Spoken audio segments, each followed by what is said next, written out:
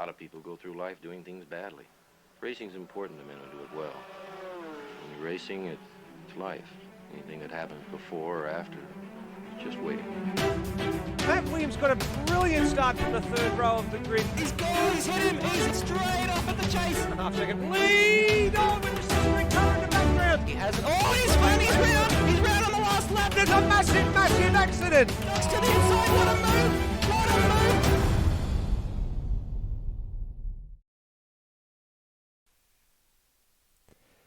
Good evening, everybody, and welcome to the penultimate round of the Automobilista Australia GT3 Series, Season 2 of GT3 in 2019, and the first of the Twilight rounds. So 2 more rounds to go, both of them going to start late afternoon, finishing into twilight and the night time. So headlights will be required, and of course the last 2 races of the season, the longer distance format as well. So the 60-minute races are over. It's now a pair of 90-minute races to close out the season in back-to-back weeks. As per usual, your commentary team is in the house. Myself, Steve DeVries, aka Nether, and welcoming aboard as per usual, Josh Bagsy Bags. Hey Nether, how you doing? It's good to be back. Missed out last week, but back here for, as you said, our 2 transition to twilight races, much like Abu Dhabi tonight in Formula 1. Going to have racing through into the night, and we're going to hope everyone's bound their headlight button, because otherwise there'll be disqualifications, because if you do not have your lights on once it reaches a certain level of darkness, you are out and black flagged. Yeah, absolutely right. We've been on the receiving end of those a couple of times when we did have ARW and the Super Endurance, which ran through some nighttime races, actually a full 24-hour cycle back when we did those. And we have had that occur as well in the past. We did a round of GT3 at Abu Dhabi, as you mentioned earlier this year, which was actually probably one of the highlights. I think the circuit actually quite well flood lit, but not so much the same here tonight. There is pretty much zero lighting whatsoever, and then of course next week Adelaide's going to be rather interesting. But I have seen some images for next week's race, and the track is actually not too bad for lighting in general. Yeah, I mean, it is a street circuit, so you do have all the street lights. Adelaide, not a stranger to having races at night. The race of the millennium, I believe it might have been called, on New Year's Eve 1999 was held in Adelaide, which was held in an endurance format. So won't be the first time endurance racing has come to Adelaide. Fuji, definitely not a stranger to endurance racing, being in the WEC, and a pretty good track with a very, very long straight, which I believe brings us nicely into the track facts for Fuji.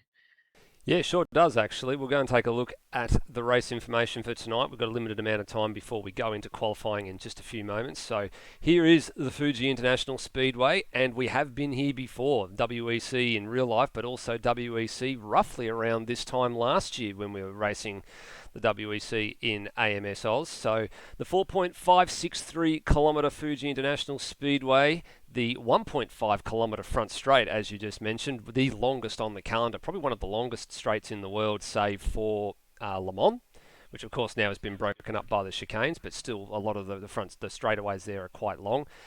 6 to the left, 10 to the right, 16 corners total, and the big one there, the 90-minute duration. So about 55 to 60 laps with the strategies for fuel and pit stops taken into account. And have a look at these 3 things. Of course, we just mentioned the long front straightaway, getting close to 270 clicks, getting into the braking zone for turn number 1.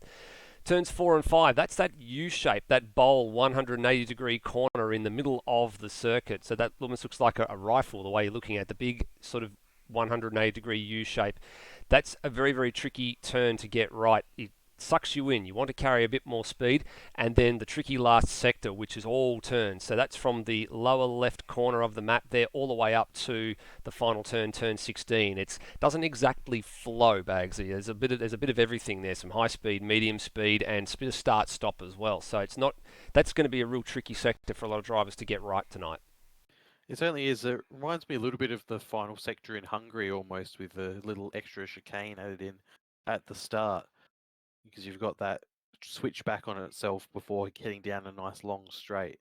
So just for that last little sector there, the moment we've got some drivers lining up at the end of the pit lane because the light has just gone green for qualifying. believe we have Will Devonish coming out first, closely followed by Brenton Foley.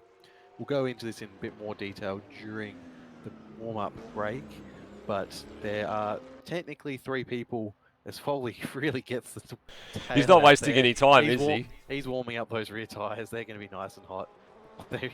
Well, that's going to be distracting in the background. Anywho, there are 3 people in with a mathematical chance. 2 of them are in the picture here. Devonish and Foley both have mathematical chances. Lewis Wedding is the current leader by 23 points over Foley and 49 points over Will Devonish. So Devonish is the slimmest of mathematical chances at the moment, needing Wedding to fail both races to finish and then win both races himself, in which case he would win by 1 point, and that's not counting what might happen with Foley as well. So everything would have to fall perfectly right, and it's really probably not going to happen, but he is still mathematically a chance for now. What is much more likely is Foley and Wedding battling it out. If Wedding outscores Foley by 3 points, he'll have a 25-point lead, which is the same as a race win, but he has more race wins than Foley. He already has 5 so far this season, 5 out of 6 actually.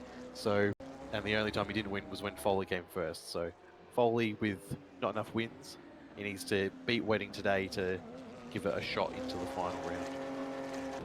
Yeah, just a couple of slight pauses on the stream there, just as a couple of people are arriving and departing. Brennan Ross has just disconnected. He's managed to get in. So too now Zach Ross. So we've got 16 cars in the server. I was just waiting to see what was going on here because Devonish, I think, and Foley were playing games with each other, trying to work out to take the best line. And Foley's now got himself a bit of a slipstream, but it hasn't really helped him terribly for this start of this lap because they're neck and neck. This is stupid. Both their lap times are gone now. This is petty squabbling that's not useful at all. You've got a whole 15 minutes. They've just wasted 2 of them going out and next to each other, and then essentially another 2 on this lap by being right next to each other, racing each other. It's just ludicrousness. It's not needed.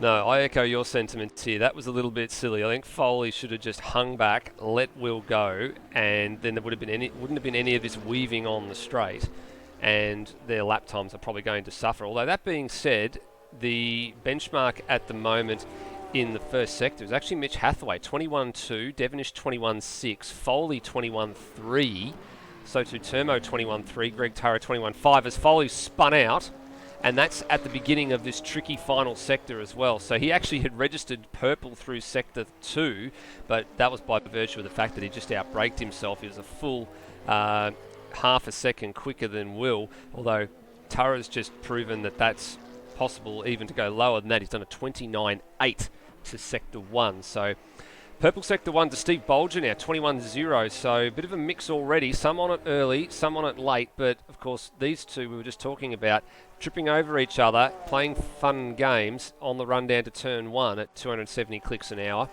Devonish is going to stop the clocks at a 36 dead. A time that is almost certainly going to be eclipsed immediately due to him faffing about with Foley. Yeah, and eclipsed by this man, Greg Tara, 34.7. Now, we did see him go quicker in practice. He was down to a 34.3, and of course that was late in the session, so we expected that was going to be low fuel runs, and that kind of shows that pace here, doing a 34.7 on your first flying lap with not really much tyre temperature in the bank as well. So I think Tara, we probably expect to get close to that 34.3 that he did. He's probably not going to be able to get it done in the race trim. Although it was 2 Taras inside the top 3 in practice. It was Greg Tara from Noah Tara, and then Foley actually split the pair of them. So it was a Tara, Foley and Tara at the end of practice just before this qualifying session got underway. Going to have a couple of people firing in some competitive times here. BDS, I'm not sure who that is. I haven't seen them race yet. Yeah, Billy Dougal Salonga. He's running the supercars a little bit. He's actually making his return to GT3 last week, and he's been back in the saddle as well for supercars. So good to see him getting up and running. So too Mitch Hathaway. So the HDS guys have been pretty strong. Hathaway's up in 4th. BDS's opening salvo is good enough for 7th. But pretty competitive hit out, and in actual fact already pressing on. In actual fact, quicker to the Sector 1 marker than the current leader of Greg Tara, so that's a pretty handy marker to be ahead of. But Steve Bolger still has faster, in fact. Yeah, Steve Bolger still has the quickest Sector 1 time overall, though. Yeah, he's just said it there coming through. His first lap, a 1:35.1, so not a bad sighting lap, if I'm honest. And he is 3/10 up on Greg Turr's time, who's in the pits, and 4/10 up on his personal best through the second sector. He was 2/10 slower than Turra in that middle sector, so perhaps a car slightly more tuned to the straights for Steve Bolger, as he's been unseated by Brendan Foley from third, but this lap time looks like it's going to go just above. Let's cut back and have a look at Steve Bolger now, because Aaron Thomas has now gone to the top of the timesheets with a 34.388 aboard the Lamborghini, and Bolger's going to stop the clocks at a 34.4. That's very, very impressive. Let's go back to BDS, because he was about to finish his next flying lap. He was looking pretty handy up to the Sector 2 split. He was only 2 and a bit tenths away, and a very big improvement, but he lost a lot in the final sector, so good enough to move up to 6th. Goes to show you, when you've actually improved your lap time by nearly a second and a half, you can only go up one spot. That's saying something, isn't it, about the pace of some of these front-running cars right now? Yeah, and Aaron Thomas is going even faster again. He set a 20.995 in the first sector, the first person to be below 21 seconds. And quicker again. Look at the sector time coming up to sector 2 as well. He's nearly 3.5 tenths clear. So this is going to be a mega lap. Are we going to see a 33? This would be very impressive if we're going to see a high 33. And the car is certainly looking planted around this very tricky sequence of corners. Now coming up to, I think this is turn 14 and 15. And now the tricky last corner. You've got to just watch how much you take. A little bit far away from the apex compared to what you like to, but it is cambered in slightly, that corner, so you can carry the speed. And we saw Devonish and Foley trying to set themselves up for the run down this straight. What does Thomas do? He stops the clocks at a 34.3, so in actual fact he lost a lot of time in that last sector. Yeah. I wonder what happened now, because it didn't seem like that bad last sector, but it was a personal best for him in that last sector, so it seems that his Lamborghini is not quite suited to the tight, twisty section of this track, because basically everywhere else is very flowing compared to the stop-start in the last sector. So the Lamborghini clearly set up for 2 sectors out of 3. Yeah, it could be like a bit of a ballerina through that final sector, though. The first sector is good for straight line power, because it's basically the run to the first turn from the start-finish line, and then through the kink at turn 2, and you get to the sector 2 split or the sector 1 split, and which Steve Bolger's just gone through in pretty much quick time, no time at all. The middle sector is pretty much all about the medium to high speed downforce, with the one real heavy stop, which is where Bolger is now, the turn 6 hairpin, and then you get to this long drag all the way down to the braking zone for turn 10, which gives you the sector 2 split. And then this is where cars like, I think, the Nissan and the Audi start to shine. Just this little twisty section here. Your car's got to be set up to ride the curbs nicely, to get good drive off the corner. So you need to make sure that things like your preload and your coast and your on power are set up just right, so you can transition from the brake to the accelerator and vice versa quite nicely. And then the car will respond. Not like that, where Steve's just gone a little bit too aggressive, as we're getting a little bit more of some game freezing here, just as a few people come and go. I think that's Zach Ross arriving and departing again. Bagsy, what else are you seeing out there at the moment? You're keeping an eye on Lewis Wedding at the moment.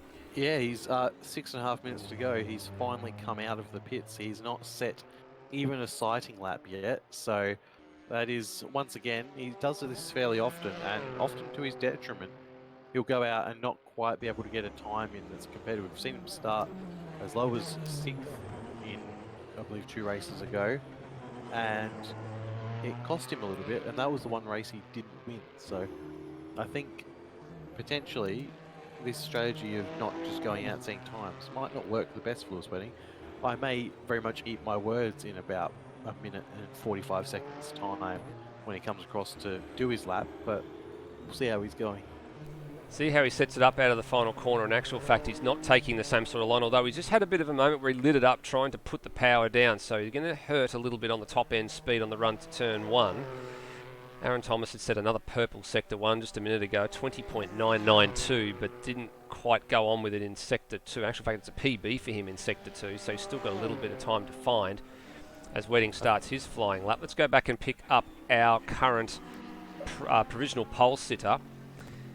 So he was purple in Sector 1, personal best in Sector 2. The time to beat is his own time, 34.365. Can he lower the mark again? Doesn't look like it this time around. Oh, just. The start-finish line comes up very quickly, so he's shaved a tenth and a half. So 34.2, quickest time of anybody that we have seen so far, ahead of Greg Turra's best time was a 34.394.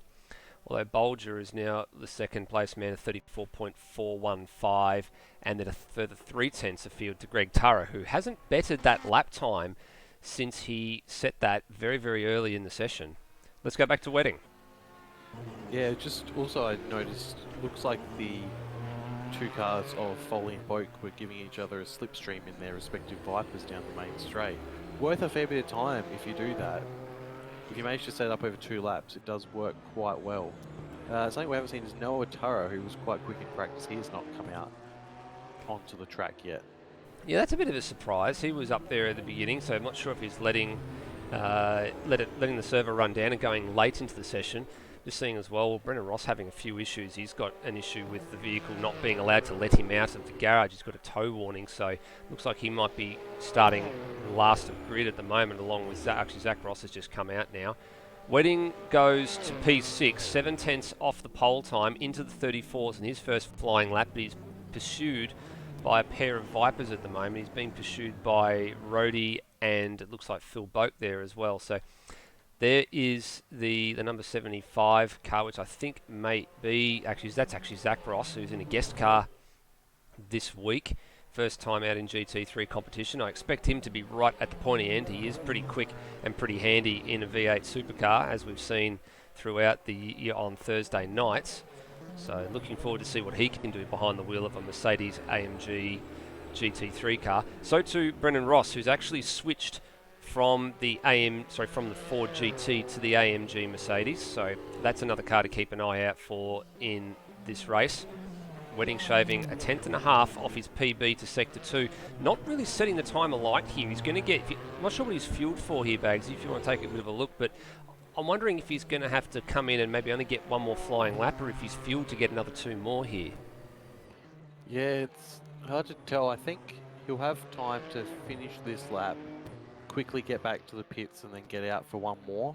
It'll be pretty touch and go though. You have to be careful about exiting to the pits essentially immediately, because this time he set personal best, but I don't think he's going to go up more than a position or 2. Right. Based on this time. He might unseat Greg Turra in 4th, but I don't think he's going to trouble the top 3. Well, you're right about that. You're absolutely right. He did unseat Greg Turra in 4th with that one. I'm just having a look at the car attitude and the car behaviour. In some corners, it doesn't look happy. I'm not sure if Lewis is just overdriving it a little bit, and he's going to exit out to the screen here. He's going to have to be very quick if he wants to get a time in, because he's got a minute 40 now, so he needs to be leaving immediately. There he goes. It's going to be very, very close, because I don't think he's going to make this. No. The lap time is a minute 30 odd, and it's a minute 30 remaining on the clock now. He's done. Yeah, he's gone back. He's given it. So 4th is the best Wedding can do. That being said, there are lots of people behind him in the pits. Mitch Hathaway, Termo, Rhodey, Noah, Brendan Ross. I mean, they probably weren't going to... Actually, Noah probably could have got up there with him if he was out, but all those people not going to set times and are going to be in the pits. But we still have a few people out there circulating who are all going to be able to set times. I've got a theory about Noah Turra as well. There was an incident earlier in the GT3 race last time out at Zandvoort where he did actually put his hand up as the innocent party, or the party saying he was at fault for a collision that happened. So I dare say maybe he might be taking a pit lane start penalty or a rear of grid start penalty for this one. I do recall seeing something somewhere along the line with regards to that. So that might, or it could even be a qualifying ban, I think it is actually. So therefore it'll be a rear of grid start. Yeah, just looking at Greg Turra's 2.5 tenths down his personal best. And he's going to get this lap and probably one more if he wants it.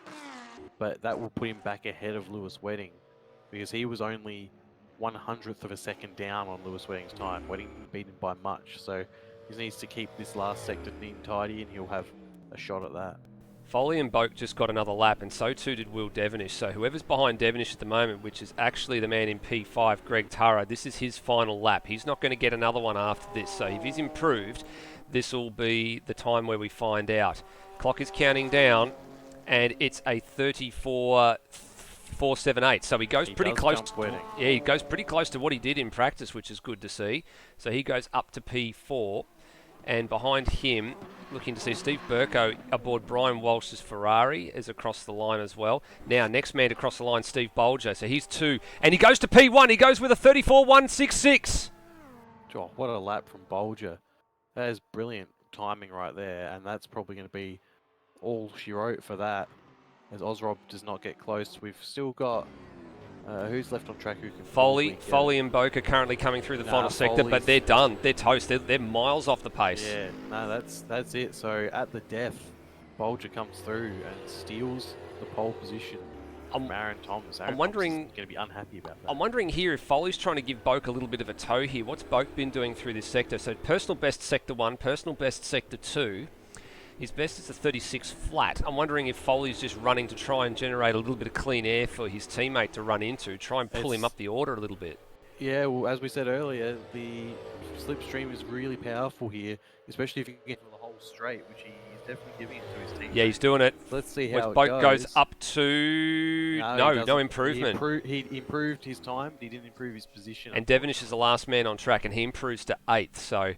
Wow, that is a fantastic lap at the death for Steve Bolger. Gets into and unseats Aaron Thomas, who had run most of that session at the pointy end of the field. So Gravel Rush Racing and Audi, that car is like a ballerina through the final sector. It's got good performance through the second sector, through the high-speed stuff, and it's got the straight line pace as well, potentially. Is this a front-running car that we are looking at come the race? Can we get a third different winner on the season?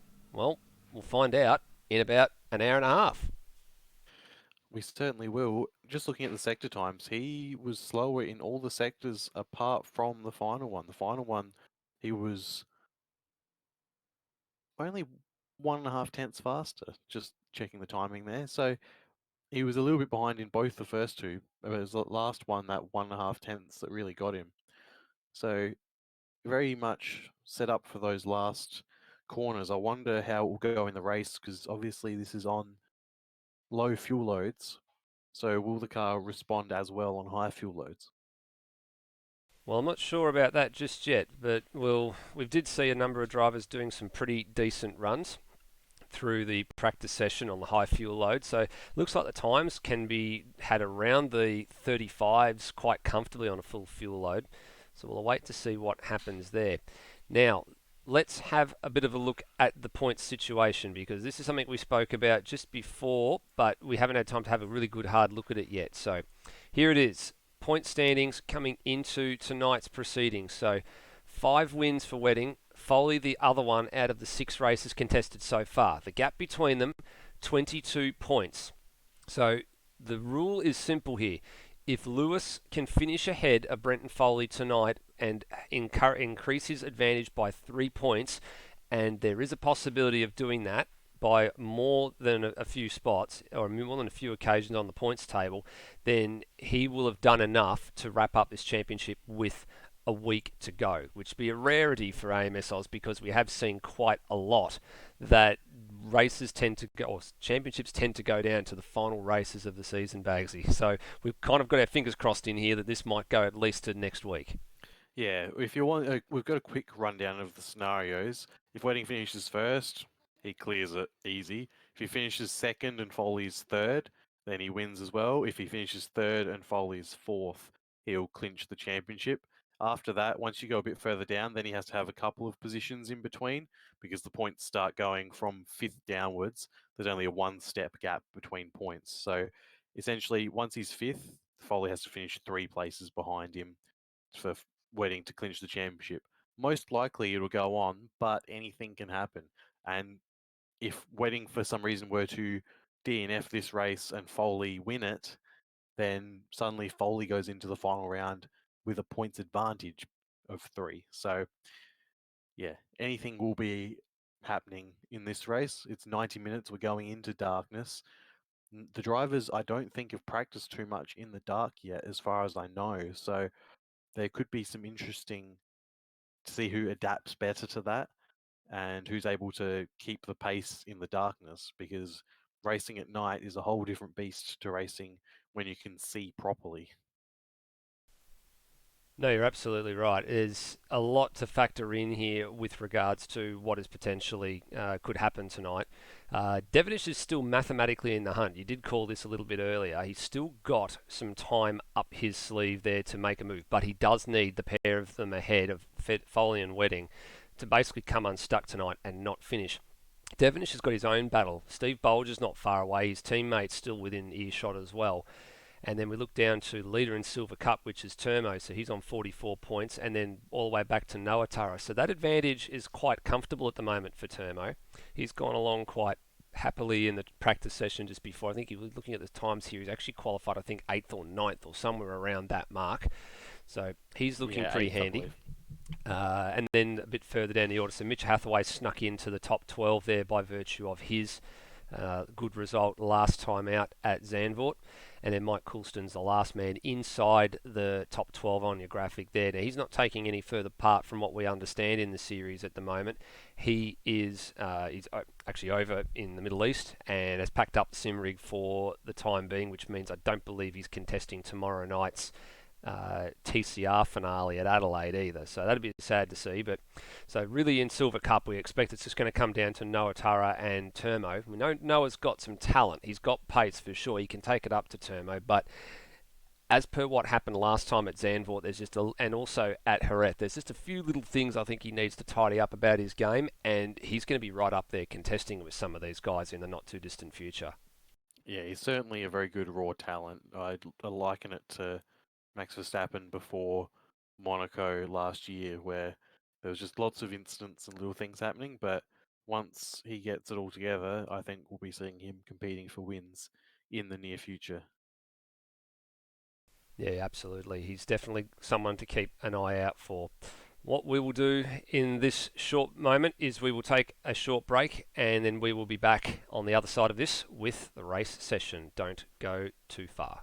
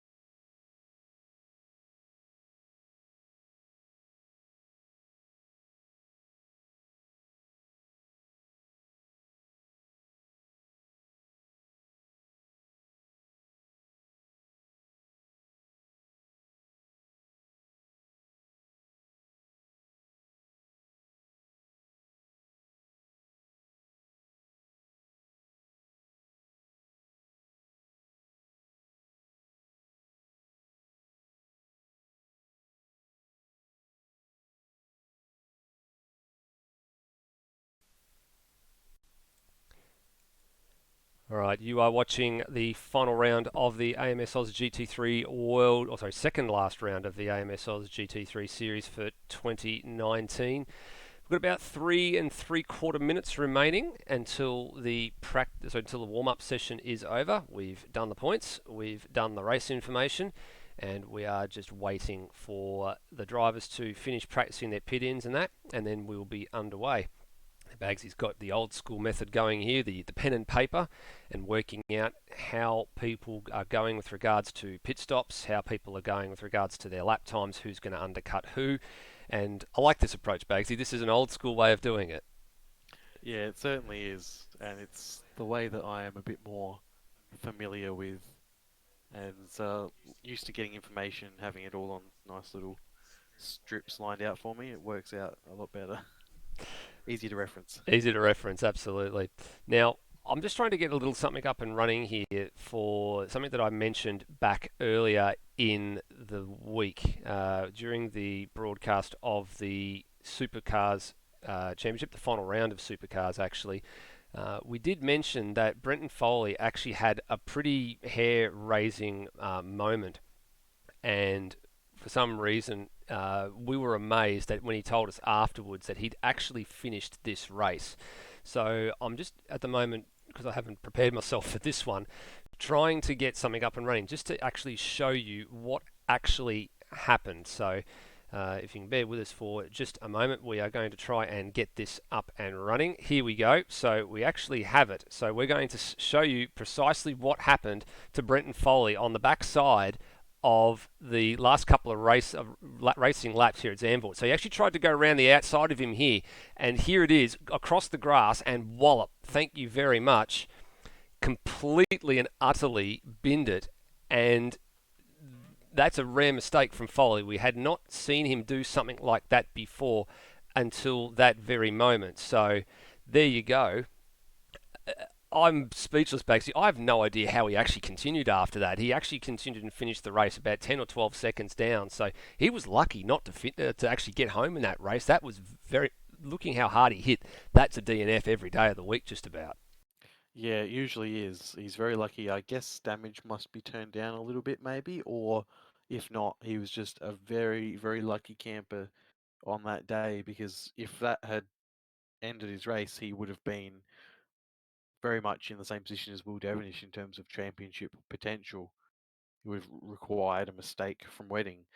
Luckily for him, he finished the race, he still got the points, and so he will be able to try on merit to beat Wedding on track and take this to the final round. Yeah, luck, absolutely. I think that's the only way you can describe that. That is gobsmacking as to the fact how he dragged that Viper home. I know he said he had a lot of damage, and I don't and I don't blame him for having the damage, but even he put his hand up first and foremost and said, hey, this is a big mistake for me, just silly driving, went for a gap that wasn't there. Lewis shut the door pretty firmly and fairly in his face, and he was just out of control. He was a passenger after that. He was actually probably lucky not to wipe Lewis out, to be honest with you, in that one, and that could have changed the ball game completely. We wouldn't have actually had the deficits that we do now. It actually would have been a little bit closer together because, of course, Lewis finished first, Foley finished second. Therefore, the gap went up by 2 points. So, therefore, if you had have actually wiped Lewis out, they both had to not finish the race. It would have been a 20-point margin, which would still have been, a hill to climb, so to speak. But it would have been a little bit of a lesser hill to climb. Yeah, but the potential being he might have got a penalty for causing the contact and ended up starting this race from the back of the grid, say, which would not have been what he would want, and it would have made it a lot more difficult. We would have been treated to him scything his way through the field, but he probably wouldn't have been able to go for the race win, which he should be able to today. Yeah, absolutely. Just catching up on a little bit of things going on the other side of the session. Lewis Wedding a bit upset with himself for qualifying P4 in that qualifying session just gone. Look, I wouldn't put a frowny face on that, Lewis. That's just the way things happen sometimes. And just catching up with a couple of other guys, looking to see Peter Savage, Brute. Yep, we can hear the stream going. I've got a laptop here that tells me that the stream is going and I can actually hear the audio. So hopefully it's something that's on your end, not us. But I mean, you've got some music on, so that probably tends to suggest that maybe it's overriding the way we're talking. Or perhaps we just need to talk louder. But we can't do that because I've got a couple of other people in this household that are trying to sleep at the moment. So we just have to watch how loud we actually talk in here at the moment. Now, the session was about to tick over to the race session, but it looks like we've gone back into another warm-up session here, Bagsy. I think maybe we're potentially just waiting on somebody just to jump into the service, so that's why it's gone that direction. And looks like we've got all 16 for the moment, so I think we should be okay. I believe it's 15. We've got 15 at the moment. Mitch Hathaway's just jumped back in. So, yep, we're going to race session now. All right, so here we go. 1 hour and 30 minutes on this clock. Engines are fired, and we will come over now to the race session, just waiting for everybody to get themselves onto the grid. There is second race debutant last race at Zandvoort. Did pretty well, Aaron Thomas, just waiting to get out there onto the grid. And the grid now starting to fill up with these GT3 cars. So local time that this gets underway, according to the service setup, is 4 p.m. and there is a 4-time time scale. So you can do the math and work out when the headlights are going to be required and when this is going to transition from daytime into night, because that's the big thing about this race. The daytime into nighttime. We're fairly close to the equator in Japan, relatively speaking. So, or maybe not. I'm not sure exactly how far north it is in terms of latitude, but if it's set to summer, you can probably expect about halfway into the races we'll have the transition to lights. Well, let's have a look at this grid, Bagsy, because it's a 16-car grid, and there's a few people out of place in this one.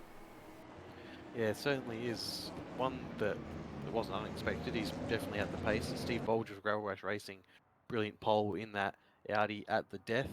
Aaron Thomas, as you said, second race here, but second place as well in his Lamborghini for ARK Motorsports. Third place, Brenton Foley, championship contender, hoping that Wedding has a bad race. Greg Turry's done quite well, Lone Wolf and Cubs Racing. His compatriot, his son, is further back in the grid, having not been able to qualify. Lewis Wedding in 5th place, championship leader, and he can seal it all up today with a good result. A win will seal it for him. Mitch Hathaway, 6th place for HDS Racing.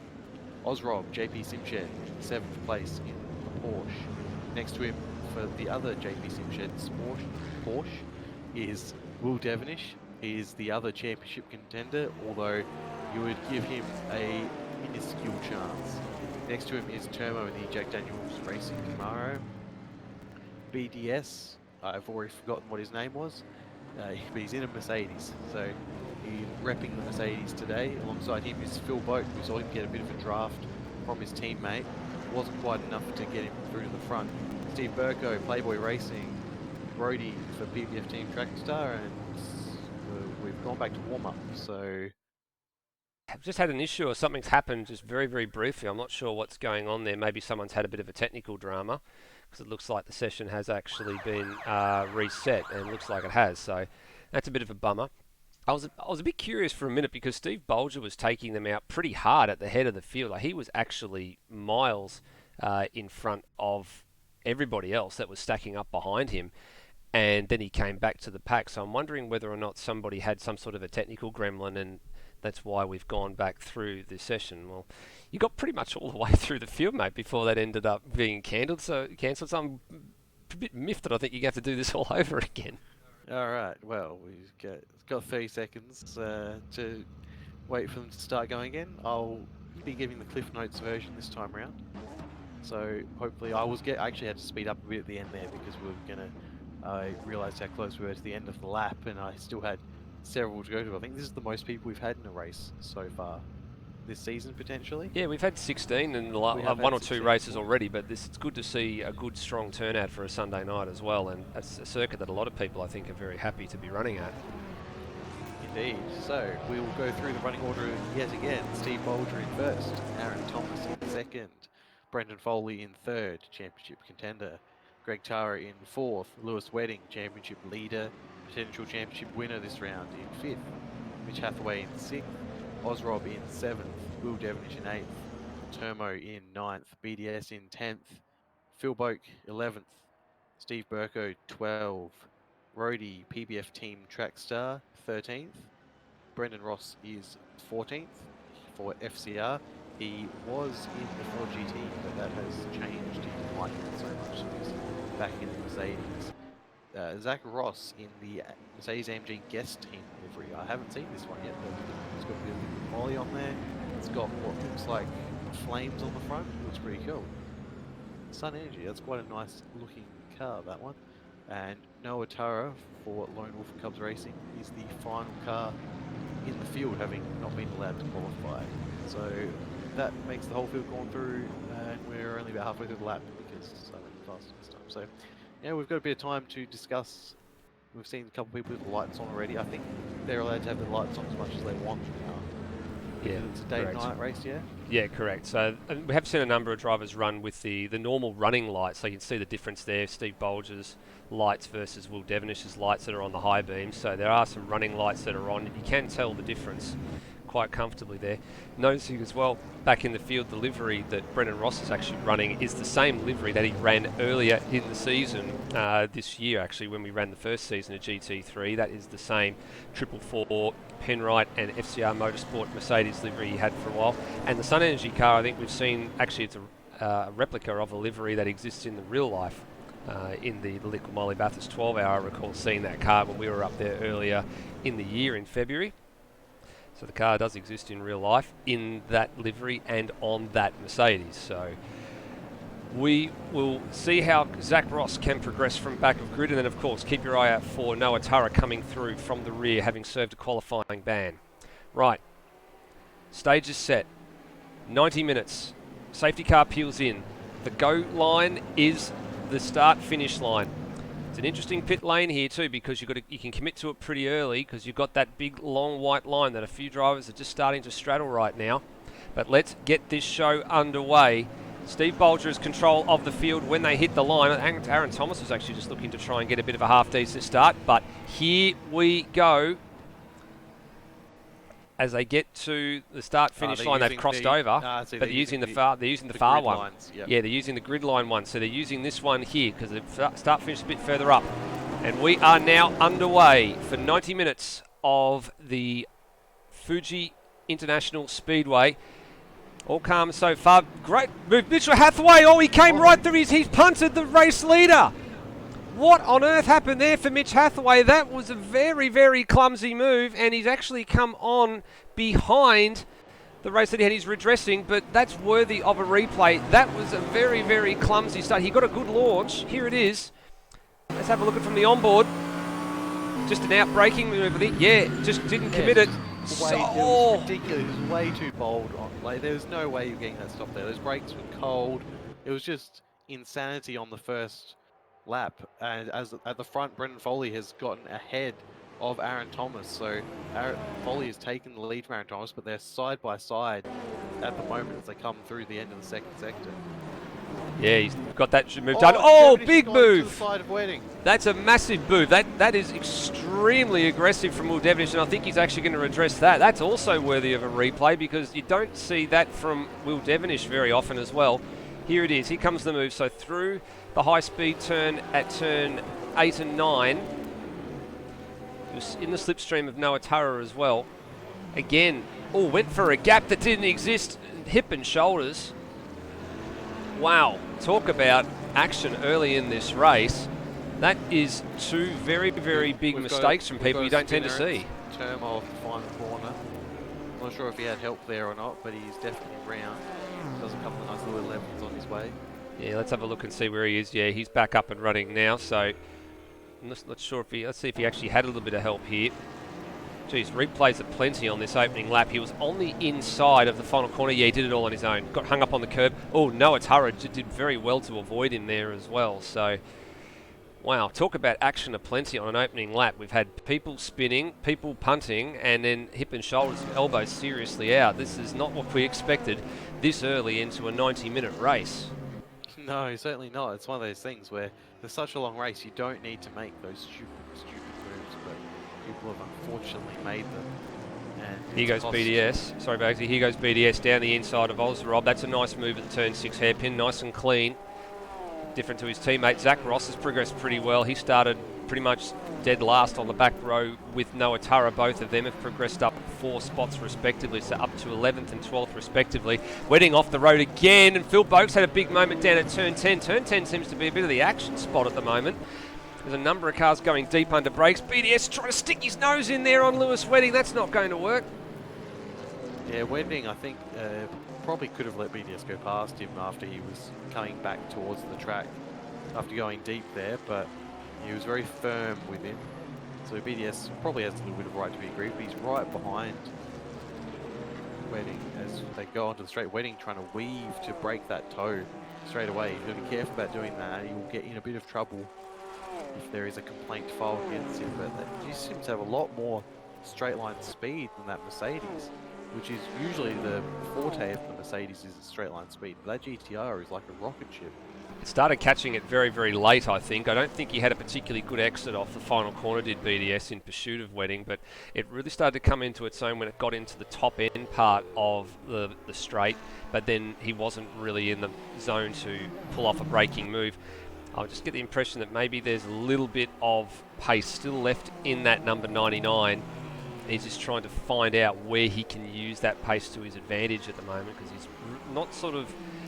I don't think he... Oh! Wow, Ozrob driving it in there hard. I was about to say that it looks like BDS is just trying to find out where he can actually make the gain on Wedding, and all of a sudden he nearly got ran into in the back then by Ozrob. So already a few people really starting to push the boundaries here, as Aaron Thomas and Brenton Foley out in front are really starting to set the timing screens alight. Further back down the field, Hathaway and Bolger. Oh, like there's a bit of... There's lots of... There's a major carnage. Accident. Major carnage at turn number 1, and it's a safety car, and why am I not surprised? Let's go and have a look and see if we can pick up what exactly happened here. Now, this all started, there was actually a bit of biff and barge going on at the back here. Devonish, yeah? Yeah, so Devonish is involved in this. Boak. So Boak down the inside. Now, that's fine. Boak is fine there. Oh, Brendan Ross got into the back of Devonish, and look at that, carnage behind. Plenty of carnage behind. No one had anywhere to go. Boys, just settle down, for goodness sake. Yes. Everyone's racing like it's the last race of the season. They're just absolutely going for it. Now, I'm curious if the safety car came out before the leaders crossed the line or not. I believe it would have, because it was at the start of the third sector. And yeah, it has. We've got it on Foley's bumper cam right now as they're coming through turn 6, I think it is at the moment. Oh, sorry, no, turn 3. They're coming through right now, and now through 4 and 5. So the safety car is definitely out. The Camaro HSV safety car has control of the field. Right, we're on lap 4. We need to settle down and let's just take a little bit of a look at what's exactly happened in the first 4 laps. So we've had Hathaway running into the back Bolger at turn 1. We've had Will Devonish and Phil Boat getting together down there, which has caused this safety car. We've also had Lewis Wedding and Will Devonish with a bit of a hip and shoulder moment at the same corner as well. We've had Brendan Ross turn Will Devonish around, which caused the safety car to begin with. And have I missed anything? They're all stacking up. They're all coming up behind the safety car. Everyone's going in a bit too hot. There was lots of evasive manoeuvres happening there. No contact though. But geez, everyone is raring to go. Will Devonish down in 16th at the moment. He is not the happiest chappy after starting in 8th. No, I don't think he would be either. Not as unhappy as Bolger would be getting punted on the first corner of the race. And the fact that the person who did it to him, Mitch Hathaway, is up in 9th, has got 4 cars in between them, that will not be making Bolger very happy at all. What he can probably do, though, given that he is essentially last, and I think people in the last 4 or 5 positions probably will pit when given the opportunity, because it's a good way to get yourself onto a different strategy that could potentially give you one less stop if there's more safety cars, which, based on how everyone's been driving, there's a good chance of. Yeah, track position will be king in that fashion, and there will be a few wounded race cars that are going to need to come in here, and it looks like they're taking the bait. Lewis Wedding's actually taking the bait. Wow. Wedding rolling the dice here. He must think that he can conserve a certain amount. Now, everyone's going to have to be careful as people come to the pits so as to avoid any penalties. And there's a few people that played some chicken there as well. Ozrob was thinking about it as well, and he's pulled back in. So too as Boak. He was playing chicken. Brendan Ross has damage, so he's coming in. And who else have we got? They're looking to come in as well as we cycle back through the field. So, yeah, and here comes Devonish and here comes Steve Bolger. So I'm not surprised. So only 4 takers and a few drivers that decided to play possum. Yeah, they are. So lap 5, and we have several people in the pits. So I'm just going to quickly notate that down. So we have Wedding, so we have Bolger, Devonish, Ross and Wedding are the 4 that have taken the bait. Now, given that we predicted we were going to get somewhere around 55 to 60 laps, and that was factoring in for pit stops and safety cars as well. This now means that the pace that we're running is a 2:29 at the moment out there on track compared to 1 minute 35s, 36s. So start knocking off a minute a lap here, at least a minute a lap, and we're going to start getting towards being around the 55 lap mark by the time this safety car comes in. Now we don't know if Assuming no other safety cars, of course. correct. Now we don't know how long this safety car is going to stay out for either. You might want to dive into your little schematics on AMS there, Bagsy, and into the chat and maybe see if there's any indication that safety car is coming in. But that's one of the stats that we sort of really don't know. I believe it's set. It can be anywhere from 3 to 5 laps, I think, is the maximum. Well, we had 2 at the last round when we had a safety car come out. It actually opened up. The pits opened up, everybody came in, and then a lap later it was back out. So it could be a little bit less. It might be less in that case. But if the safety car stays out this lap, I'd expect a lot more people to go in, and potentially those people who just came in to come in again just for that little extra bit of fuel. Also, just looking at the last lap of 2:29s, that was including a 20-second first sector because they hadn't caught up to the safety car yet. So the first sector behind the safety car the whole way is another 20 seconds on top of that. So we're looking at almost 3-minute laps behind the safety car when it's a full lap behind the safety car, if I'm making sense. Foley yeah, you are making sense. Foley just trying to keep those rear tyres nice and warm. He just almost looped the car. Right, safety car's coming in. So it's only the 2 laps. So that's actually pretty lucky for the guys that have just caught the back of the snake at the end of Sector 2. So it's going to be a single file restart here. The rules will be pretty much been reinforced after last week's safety car as well. So Foley from Thomas, from Tara, BDS Osrob, Phil Boak, Mitch Hathaway, Noah Tara, Zach Ross and Steve Burko, the top 10.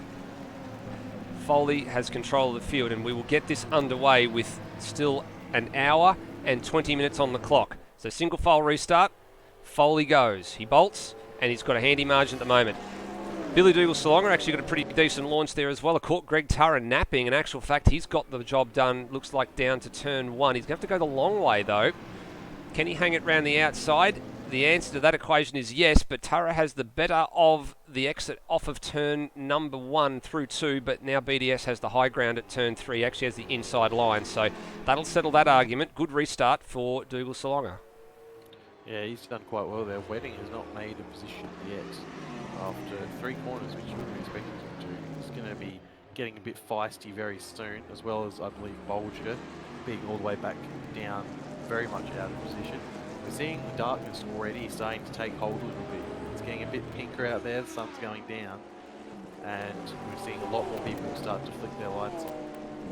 Greg Tara's under siege here. He's under massive pressure from Osrob. He's also under pressure from Phil Boak, who's now bought into the fact that Osrob has started to get compromised here. And they're going 3 wide through turn 11 and 12. Wow, how'd they get out the other side of that? Mitch Hathaway actually benefits from that as well. Osrob still hasn't been able to clear Greg Tara. Boak had a bit of a nip at the heels there.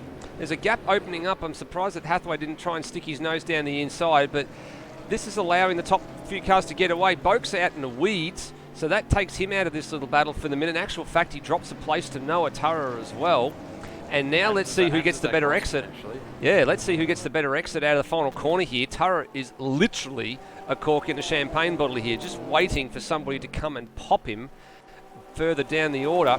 And that's set to be Osrob. Great run. Mitch Hathaway going with him. Will they get the move done? Yeah, it's a big, easy move. Could be tragic at the first corner because Hathaway's still going to have a go on Osrob. Behind that, we're seeing Zach Ross, Foley, and Noah Tara all together. Oh, Hathaway! Straight to the side that's of Greg Tara. That's the second time he's turned in on somebody there, and I think he's trying to command a bit of space. Phil Boak has managed to get past Noah Tara again here, and look who's buying into the battle now. Zach Ross, the man who started pretty much dead last. He's 9th at the moment. Just a little bit of patience just needs to be exercised here, because I get the impression these guys are going to trip over each other again pretty soon, and then Zach Ross will come sailing through. Wedding's made a couple of places on the last lap, and he's coming up to this gaggle of cars. He's in the middle of 2 massive battles, so he's going to have to be careful, because we saw the thing that triggered the last safety car was all these guys battling here. Wedding does not want to get caught up in a incident that's going to damage his car when he's still got over an hour to race. Yeah, Noah Tara now down the inside of Phil Boak, but that opened the door for Zach Ross to come down because he actually... another safety car, and who is it this time? It's Rhodey. I believe he got some help there. I think you're possibly right there, Bags. So let's go and have a look and see if he was assisted. So he had Brendan Ross behind him, and then behind him was Termo. So this is the same corner that triggered the HSV Camaro safety car before. So Rhodey was in there minding his own business. Oh, he got into the back of Steve Burko, and he was turned around. So that's Rhodey's doing an actual... Bolger involved again. Luck. No. He's having the worst luck. His car is mainly on the first corner and this chicane here. There is no other spots where... There's more pieces there than on his car. So for the second time in a matter of 5 minutes, we have another safety car. Now, I wouldn't be surprised to see... Oh, Rhodey, what are you doing? Oh, wow. geez. That is silly. Now, that is absolutely silly. He had to just wait until he got to the start-finish line there because it would have told him precisely where he needed to be. He didn't need to come steamrolling there. That very nearly was an aeroplane crash for Steve Bolger. That... I don't know what else to say other than phew. That is like, and wipe my brow. That was very close. Bolger would have been having flashbacks to 15 minutes ago when Hathaway came down the inside and did almost the same thing to him. What amazes me is we're 15 minutes into this. This is the second safety car period we've had, and we've got no retirees. We've just got a lot of badly wounded race cars that have come in and had race tape put on and bits and pieces replaced. Lots of unhappy mechanics and very unhappy aerodynamicists all over the place. Now, we saw this before, a bit further back in the field, where a few people just started to get a bit too eager when the stacking up started to happen on the run down to turn 10 here when the safety car came out last time. But I think it's actually a bit better behaved. So we have a bit of a look, and I think everyone is definitely behaving themselves now. Everyone's survived the stacking up. Yes. Now, Wedding, despite coming in with the group of 4 cars that made it into the pit lane last time around, so he came out as the 13th place car. He's been able to gain 3 spots as a result of that. So mind you, Steve Burko turned around with Rhodey getting into the back of him. Now let's see who decides to play chicken this time around with the pit lane. Do we see any of these race leaders start to come in, or are they just going to continue to run their own race? Now, keeping in mind, they are saving fuel by being behind the safety car, so this window that would have opened for them at the 30-second, or so at the 30-minute mark, would have, is now being extended. Now, Osrob's in the lane this time around. Let's keep an eye on him. Is he going to commit to it? He played chicken last time, so I'm wondering if he's going to do it again. And I think this time he's actually taking the bait. So too Noah Tara. Yep, so he's in. So just the 2 so far, I think. And Wedding again. And Brendan Ross and Will Devonish. Now, those guys all came in last time, and Steve Bolger. So a number of these guys that came in last time are coming in again, so that's not a terrible ploy. You're at the back of the field anyway, and of course Steve Bolger got caught up on all of that. So we had 4 takers this time, and look at this. Now we've got a problem because Devonish and Osrob have to share a pit boom, but thankfully they're getting serviced at the same time, so that takes care of that equation. And Wedding now on the move. So we have 6 takers in the lane this time. We only had 4 last time out. Yeah, so all the same people except Osrob and Noah Tara have come in this time. So they are the ones to look out for in terms of alternate strategies. So we see Osrob and Devonish get out. Tara's going to actually get out ahead of Devonish. Looks like Brendan Ross is the only one left in the lane, probably with a little bit more damage. So Bolger still, he's going to be second last still. This is not how he saw his race going, I don't believe. No, I could probably agree with that. So Wedding gets out of the lane first from Osrob, Tara, Devonish and Bolger, and Brendan Ross is just on the move now. So he'll catch the back of the train, but I think you're right. I think Brendan Ross had a bit more damage to be repaired. I'm actually surprised that Rhodey hasn't come into the lane as well in that little skirmish. So he's now up to P10 as a result of these guys all coming in to take their stops.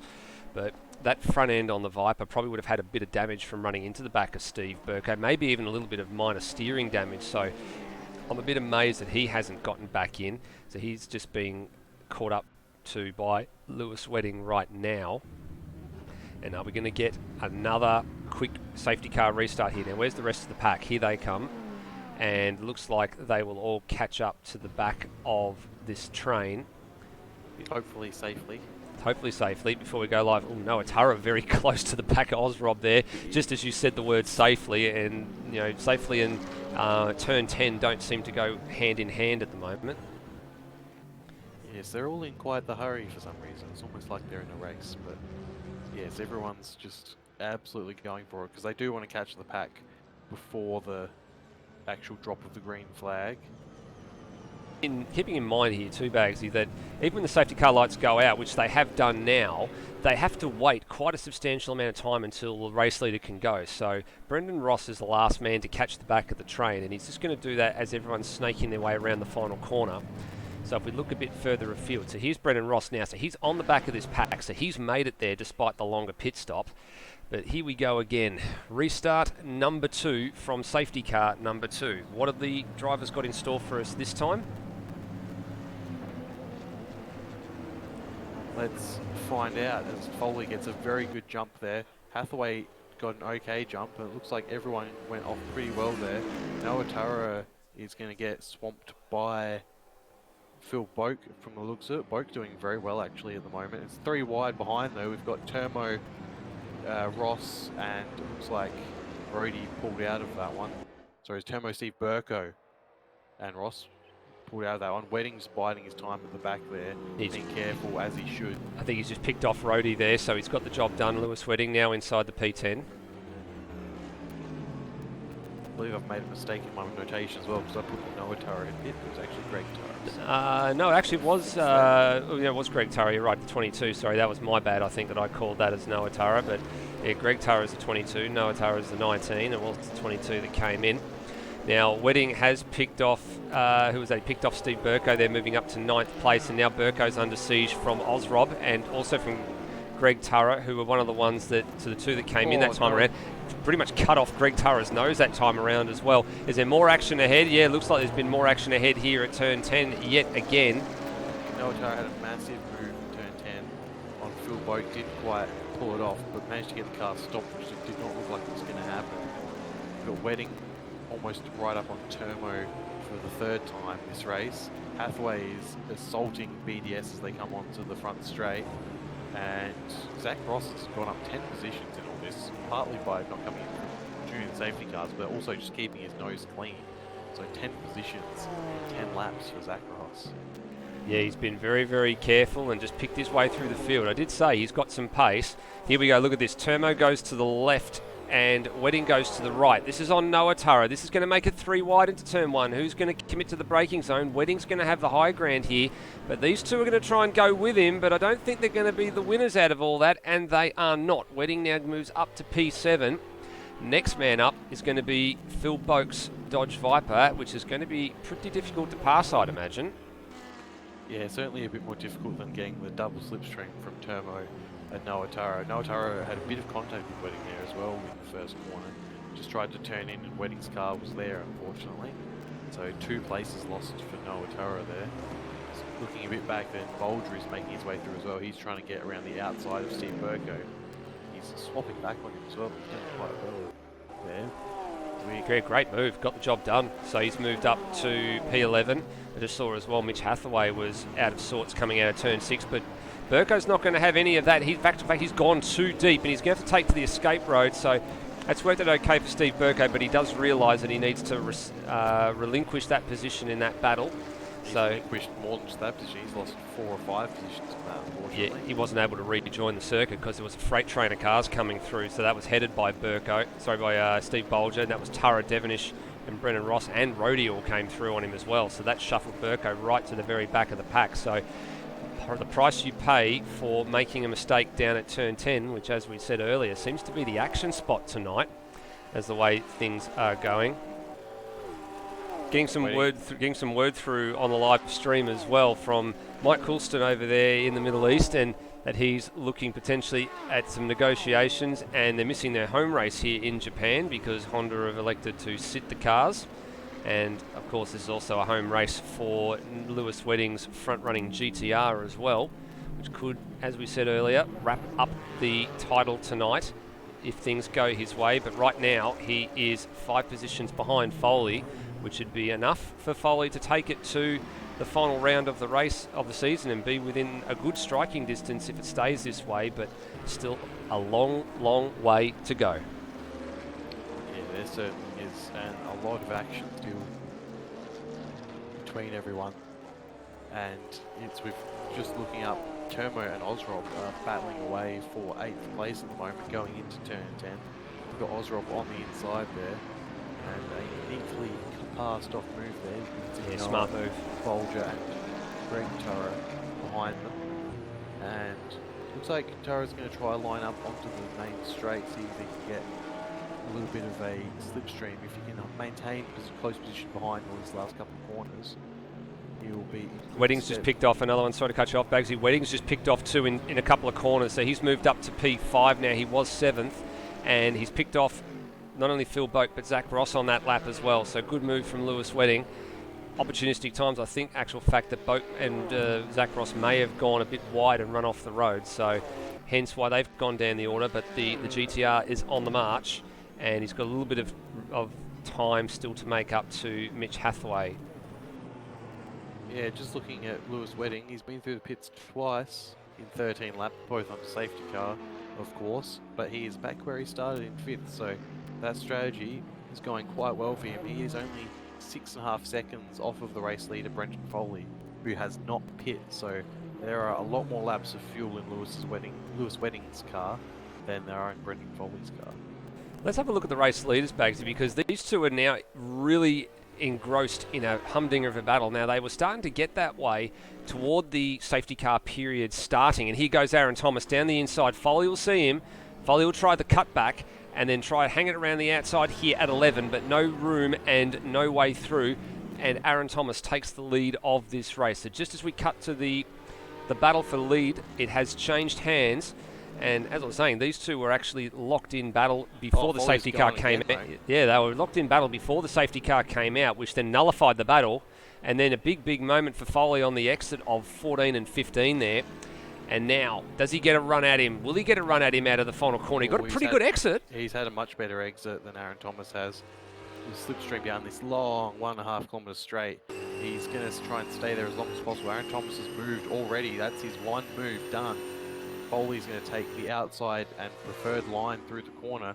Does he have the straight line speed though? They're side by side, neck and neck all the way down, basically identical top speeds.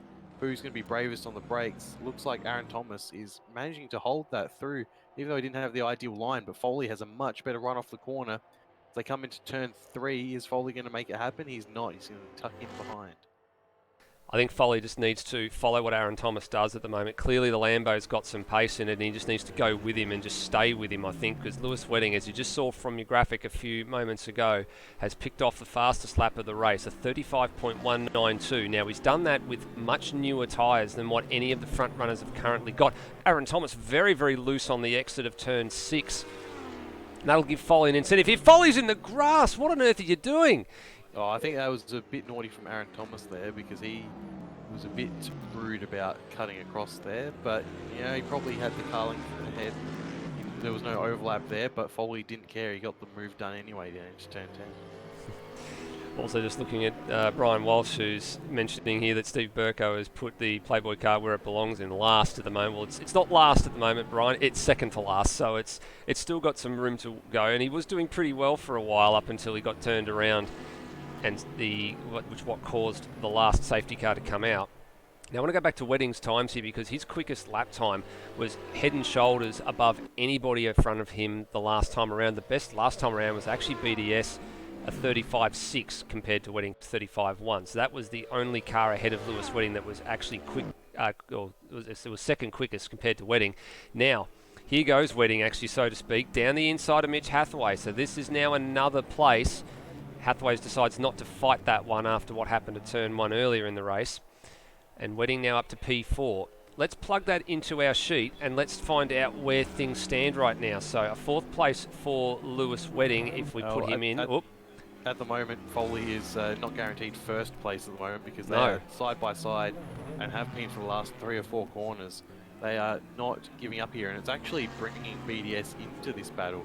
He was several seconds back, but now because of basically this lap of battling, he is now in the frame, and all three podium sitters are within a second of each other. As they come down into turn 10, Aaron Thomas, is he going to fire it in? He's later on the brakes. Oh, there he goes. They're side by side. Oh, perfectly timed there. Foley gave him exactly the amount of room he needed, and that is exactly what he took. And he's going to go up inside of 13 now. Not quite. He's parked up on the apex there, and that's caused BDS to have to back off as well. A slight reprieve from Foley as they come to the end of the lap. I'm worried about Brenton Foley here. I know he's worked his way to the front of the field by virtue of some of the faster cars being involved in some tangles earlier on in this race, but I'm not quite sure that he's got the pace to live at the front now. He's obviously trying to break the toe there and very aggressively trying to break the toe because he knows that that Lambo is quick.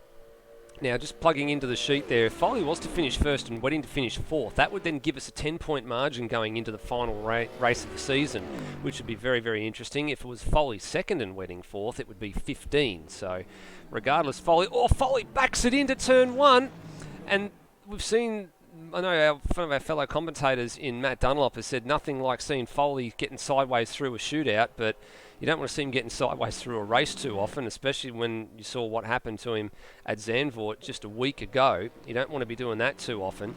But this battle out in front, so these three, what were they doing lap times last time around? So 37.1 for Foley, 37.3 for Thomas, 36.6 for BDS, and then behind Wedding 35.7 and Mitch Hathaway 36.5. So the fourth and fifth place cars are slowly starting to close this leading three down. And it's all starting to, I guess, all the strategies are starting to play out. BDS just manages to control that slide through turn 10. Now, actually, speaking of strategies, Bagsy, we've just chicked over the 30-minute marker here, which is where we would have expected people to start coming in if the safety car had not come out. But we need to probably project a bit further forward than this. I think we're probably not going to really start to see any of these front runners coming in until about the 35 to 40 minute mark, if our math is sort of correct. But out of the front running cars, it's only the top three at the moment, or sorry, four of the top five, exception being Lewis Wedding, that are going to need to come in here. So I dare say once these top couple of cars come in, Wedding's going to try to put the hammer down. Yeah, well, we expect to see Wedding to go at least till probably 40 minutes to go, I think. Maybe a bit less than that, but he's still got a fair bit in that tank, and he could potentially go one stop from here if he has favourable safety cars. It'd be a long shot, but he could do it, whereas everyone else in this top five here is definitely going to have to stop at least two more times, and maybe more depending on if they want to come in for safety cars or not, or new tyres. I'd say it's unlikely, but you never know. We're seeing BDS getting dropped by these guys a little bit now because he's not exactly on the pace of them, and they've stopped squabbling a little bit, so they're able to gap him a little bit, and he's got Lewis Wedding to worry about very, very soon. Yeah, looking at the pace at the front two, they've picked up their pace. They've done 35.8 for Foley, 35.7 for Aaron Thomas that last time around. I mean, they were only separated by a couple of hundredths actually. They've realised that Wedding is coming. He's done a 35.6 the last time around, so they need to start gapping away from the field. Looking back to see our pole sitter of Steve Bolger, he's doing 36.3s at the moment, down in 8th place, and his next target is actually Termo. That's Silver Cup runner Termo, and then just ahead of him he's got Phil Boak, and then it's a bit of a gap to Mitch Hathaway. So here we go, lap 17 is about to be ticked off, and the top three have strung out now. Lewis Wedding's coming in.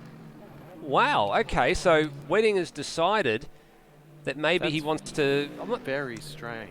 All right, well, work the math out for that one, Bagsy, because that's really interesting. And here comes Zach Ross. So this is the first stop for the number 75A Mercedes car. And then we have a look a bit further afield to see what else is going on. There's no other takers in the pit lane at the moment, so that will move Steve Bolger up to 7th, and a couple of others up the field as well. Now, where is Steve Bolger? Here he is, as we just said. He's behind Termo at the moment, and he'll probably look to put a move on him, I'd say, in the next lap or two, if he's to have any hope of getting back to the front of the field. Now, I get the impression Steve Bolger might try to take a different strategy to what the likes of Lewis Wedding and that are currently doing, and probably Brennan Ross will do the same thing as he thinks about a look down here at turn 6. he might run a little bit longer than Wedding. I'm surprised that Wedding has come in and just done a stop so soon. I don't know why he's pit. It's nonsensical, really. There was no reason to pit there, if I'm honest, unless he's absolutely ruining his tyres. But yeah, it's just a very odd strategy call to make, because he's going to have to stop one more time now, that's for sure. Unless he thinks he can make a lot. I mean, it might not be the worst idea. Let's say he knew he wouldn't have to fill up for as long because he had a lot of fuel already on board. So he knew he was coming up on BDS and these two. So it actually might be a good idea, because he's put himself back down in the pack a bit. I'm not sure exactly where he came out in relation to. So he's come out 15th and a fairway. Oh, sorry, at the front we've got the battle for the lead, Foley and Thomas, absolutely going at it. They're at it again. Come back to the strategy a bit later, and they're side by side for multiple corners yet again.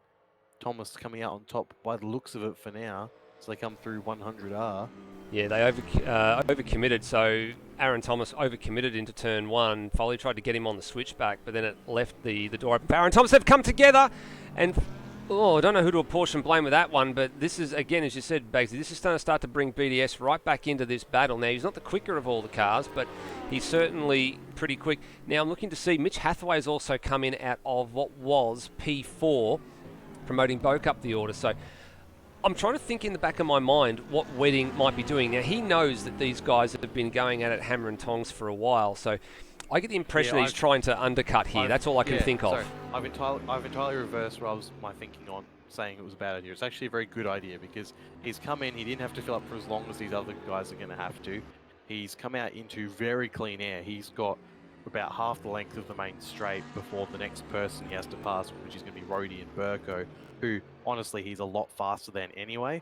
And we're going to have his first lap time, his first flying lap time just now as well. And he's just done a PB through Sector 1 as well after he's come out of the pit lane too. So he's really starting to set the timing screens alight as well as this trio continue to go on with it at the moment. So it is Aaron Thomas from Foley and Billy Dougal Salonga at the moment. Then it's daylight back to fourth place Phil Boak. Now, Zach Ross has gone a lap down. He did pit when Lewis Wedding came in, so I don't know what's happened there, whether there's been a mistake changing tyres or something. So he's now gone a lap down. I think he was just far enough behind that he didn't. Actually, he's come in twice in 2 laps, so yeah. he's gone a lap down, so that's a bit strange. This now means Steve Bolger's now moved through into P5, so that's good for him, and he's in a little bit of clean air.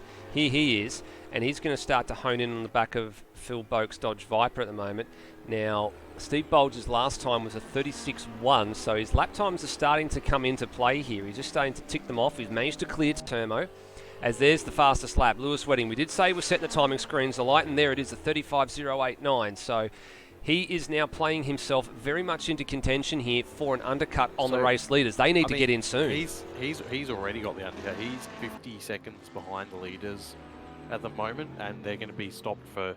It's going to cost at least a minute for them to be able to get through. So he's going to have a 10-second lead once these guys come in. Yeah. Very good move from Wedding there. Absolutely. Now I apologise for doubting you initially.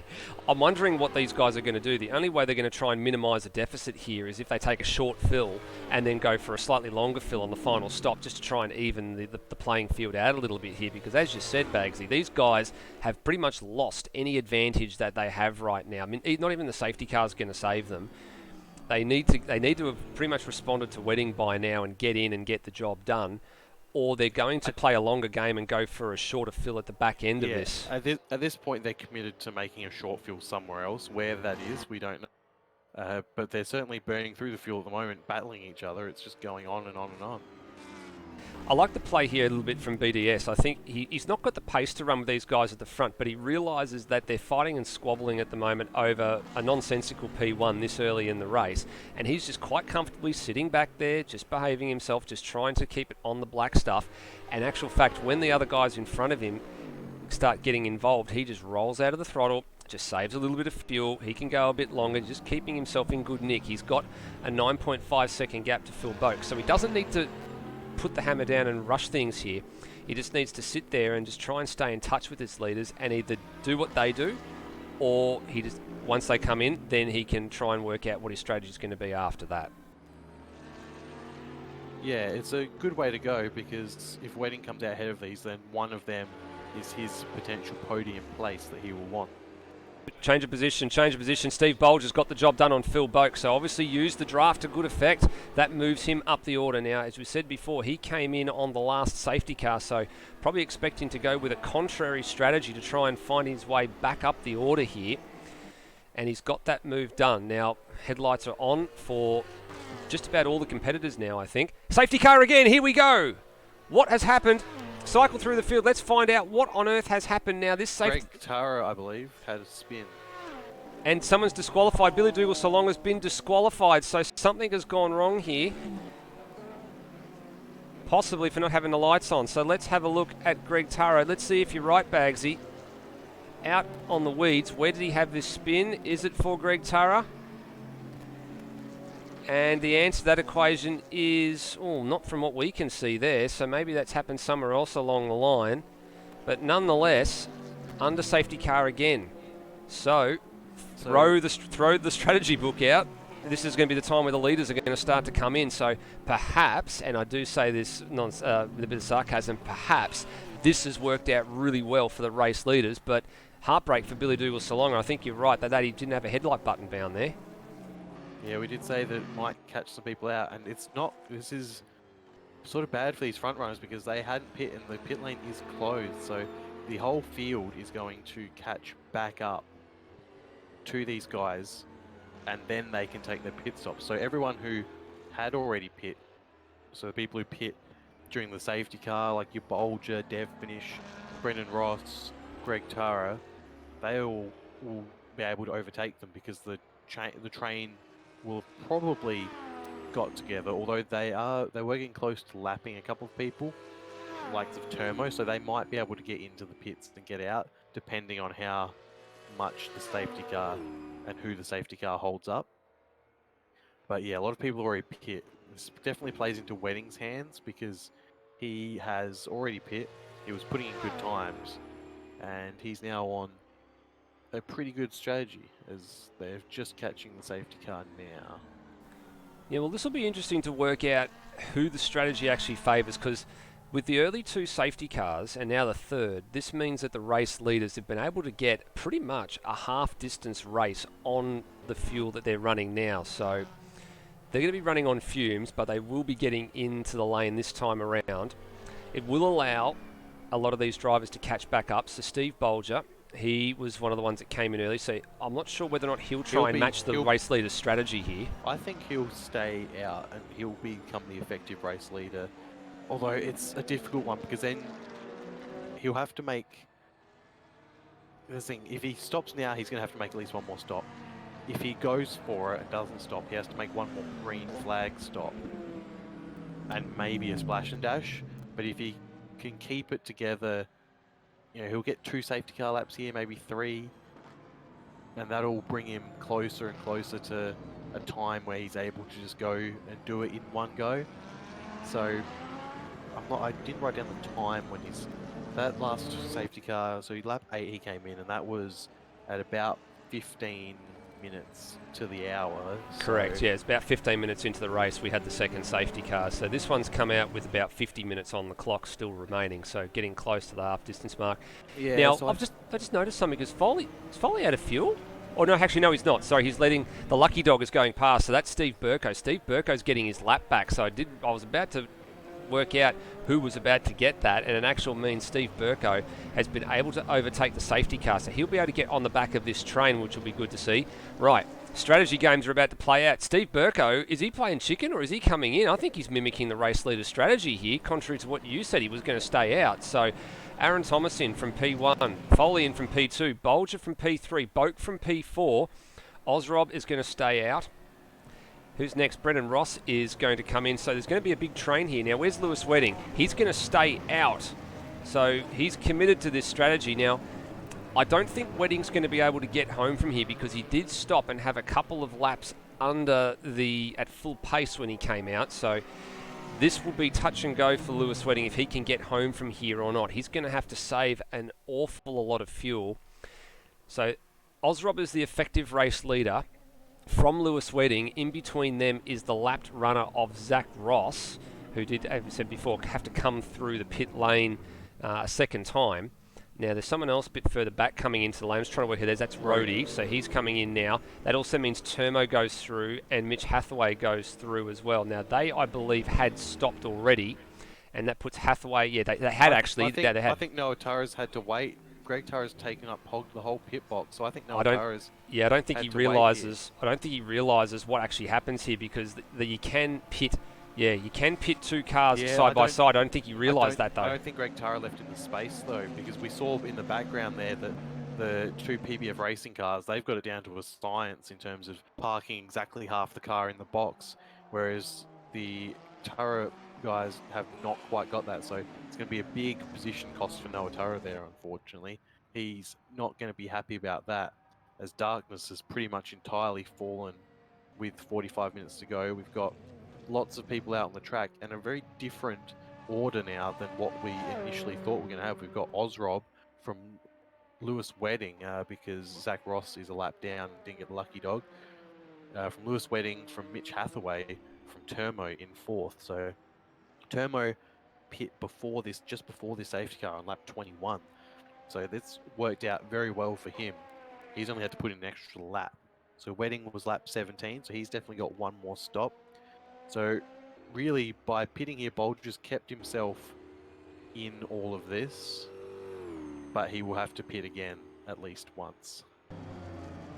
Now I'm a bit worried here, Bagsy, because some of these guys are going to have to hurry the hell up to catch the back of the train, because the train is up around turn 14 now. Some of these guys are only just coming around turn 11 and 12, so if they really need to hurry to catch the back, because we've seen the safety car come in after just 2 laps and it's about to do it again. So Ozrob will have control of the field, the lapped runner of Zach Ross, and then back to Lewis Wedding. You just see Brendan Ross and co just starting to come back around. In actual fact, Brendan Ross has leapfrogged both Aaron Thomas and Brenton Foley in the pit stops. So that hasn't gone according to plan for those guys, but they will manage to just get onto the back of this snake. The one who's going to miss out is Steve Burko, who just got his lap back. So he will eventually get onto the back of them, and then Rhodey and Noah Tara are right down the rear. They're actually just come out of turn 10 now, so they're still a third of a lap away from the back of the snake. Noah Tara had the worst luck in that regard, as we are going to be racing again now. Yep, restart underway. Ozrob gets the whole shot. Now Zach Ross is just going to move out of the way here. I'm not sure if some of these guys behind realise that he's actually a lap runner, and Hathaway thought about it, and in actual fact he's lost out there because he was too ginger going for it, and in actual fact after all of this, Steve Bolger is back up to P5, but he's got to get past Termo again. Now we did it with relative ease before. Bit of fighting in the mid-pack behind with Will Devenish trying to go around the outside of the lap runner of Zach Ross. So good job there, and also Greg Tara managing to go around the outside as well. Now I think Zach just needs to stay high and wide here. Aaron Thomas will side down the inside, gets that move done. Brendan Ross nearly turned Brenton Foley around there at turn 6 actually, and in actual fact Brendan Ross has lost 2 spots at the restart to these two as well, who were the race leaders before the pit stop sequence came about as a result of the safety car. Indeed they were. Now Ozrob is doing the strategy that I described Bolger potentially doing before, where he stays out and tries to go only one stop from here, which will give him the advantage over everyone else essentially if he can keep the pace. Everyone, because he's got the position, and everyone else is one stop to the end from here as well. So we'll see who ends up being the winner here. Bolger starts got past Termo. Yeah, he's doing a great job. Big wiggle from his Wedding there, mid-corner, but he's still got the pace. Just behind them though, Mitch Hathaway's going to be getting double slipstream.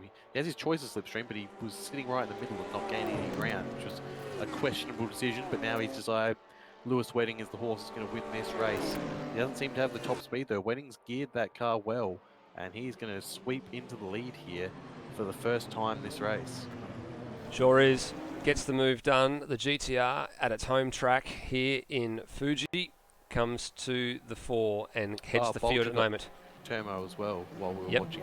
he certainly has. So that's good for Steve Bolger, the man who sat on the pole. So keep an eye out for this car. This car has definitely got one more stop still to go, but it's a dark horse, I think. Keep an eye on its lap times, and if it gets up to full racing speed, here goes Mitch Hathaway down the inside. Ozrob, job done, great move, and gets the job done. Just did enough where Ozrob just couldn't get on the power at the point that he wanted to, and that is a fantastic move for Mitch Hathaway. Perilously close to his wedding, though. Yeah, you're not wrong. Ozrob's not going to let this one lie, though. He's going to try and hang it around the outside at 10. That's dangerous, given the fact that Steve Bolger has just closed that margin down in a heartbeat. Oh, it had the tail end hanging out as well, did Ozrob, and that's now buying Will Devonish into the battle here now too. So Steve Bolger finds himself in a JP's Simshed sandwich. Geez, that's a mouthful to get out. Don't try and say that 3 times. No, definitely don't try and say that. Not like Peter Piper picked a peck of pickled peppers. But Steve Bolger now going to have trying to line up Ozrob out of the final corner. He actually had a pretty good exit. In actual fact, he's starting to draw alongside already. How are these cars geared? Is he going to be able to go enough under brakes here? They're just neck and neck. He didn't get the slipstream, and now Ozrob just gets the better of it here, and I think maybe even Bolger may have just tucked back in for a little bit of slipstream. Look how much pace he gained just by ducking into the slipstream for a brief second. Oh, and Ozrob was very, very deep into turn 1 as well. Manages to get out the other side. Luckily, Devonish managed to go with him, and in actual fact, in the background on the main straight, I had seen Brendan Ross pulling out to try and pull a move on Steve Burko, I think, as well, or defend from Steve Burko, rather. Oh, no, and now Bolger's on the wrong side for 100R. But he's going to be on the correct side for 6, but he needs to hang with him here, and, had a bit of a moment. Oh, and gets it up. No, I was about to say gets it up the inside at turn 6, but absolutely not, says Will Devonish. I'm going to have that 4th place, thank you very much. Geez, there's some aggressive driving here. Now we've got 40 minutes left to go. We've passed the halfway mark. Bolger's going to have a go up the inside on Devonish to 10. Oh, big accident, another safety car. Is there? It's just yep, it is a safety car. It has happened. Safety car. People are going everywhere down in turn 10. Not good for anyone, but that was a day late, $1 short for Steve Bolger to borrow one from. You can say that again. Rundle. You can say that again. Here it is. It's just more like a day late and about $25 short. Super committed under brakes. Just could not get the damn thing stopped. That's as simple as it is. There's no ifs, buts, or maybes about it. That is purely and squarely on Steve Bolger. So the 4th safety car of this race, the 3rd time that it's come out at turn 10, or for an incident at turn 10. Now, Bolger's got damage here. I'm pretty sure he doesn't look very happy there. This is a free kick to Zach Ross. This will actually put him back on the lead lap. He will get the lucky dog this time around. Now, where is he in the running order? He's actually up behind Brendan Ross at the moment, so he's out of place, but he will be waved through in the next little bit. But, wow, this race has had everything. This race has got more twists and turns than a piece of rope, I think, at the moment. This is absolutely staggering. This now means almost guaranteed that the drivers that came in at the half distance mark are almost within earshot of being able to get home here, Bags. I mean, you have to crunch the numbers, but it's almost unheard of. It's very close, but there are 3-4 drivers, actually 5 drivers who could potentially make it on one stop. They'd probably need this safety car to go a little bit longer, or there to be they'd probably need a whole nother safety car. But that is Thomas, Foley, Boak, Rhodey and Noah Tara, who all pit on lap 23 at our last safety car. And if everything falls their way, they could make it without having to pit again. Fair to say, I think the driving standards observer will be looking very closely at this live stream, and also will be reviewing the stewards' reports after this, because there have been some very, very silly moves throughout this race that I think are going to warrant a little bit of further attention. I mean, it's the second last race of the season. Everybody's trying to get themselves in position to beat their nearest rival in the championship. The championship leaders, thankfully, have stayed out of most of the trouble. Wedding's sort of been a bit untroubled. Foley hasn't really got a scratch on his car, neither does Will Devonish, but they're the ones that we're really interested in at the moment. We're about to see a flurry of activity here, because here is where you can probably pit and potentially make Yep. it to the end. Here goes Wedding. There's So he's Wedding. committed really early. So why am I not surprised? He can get home from here, and I think he realises that so too does Hathaway, so too does Devonish. So might be a bit of a fuel stop race here. So does Turmo. Foley coming as well. So too does Aaron Thomas. They're all coming in.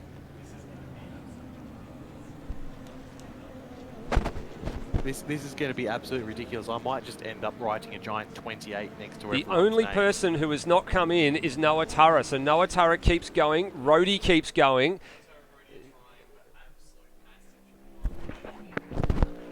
They're trying for absolute fuel mileage. They're going to be able to...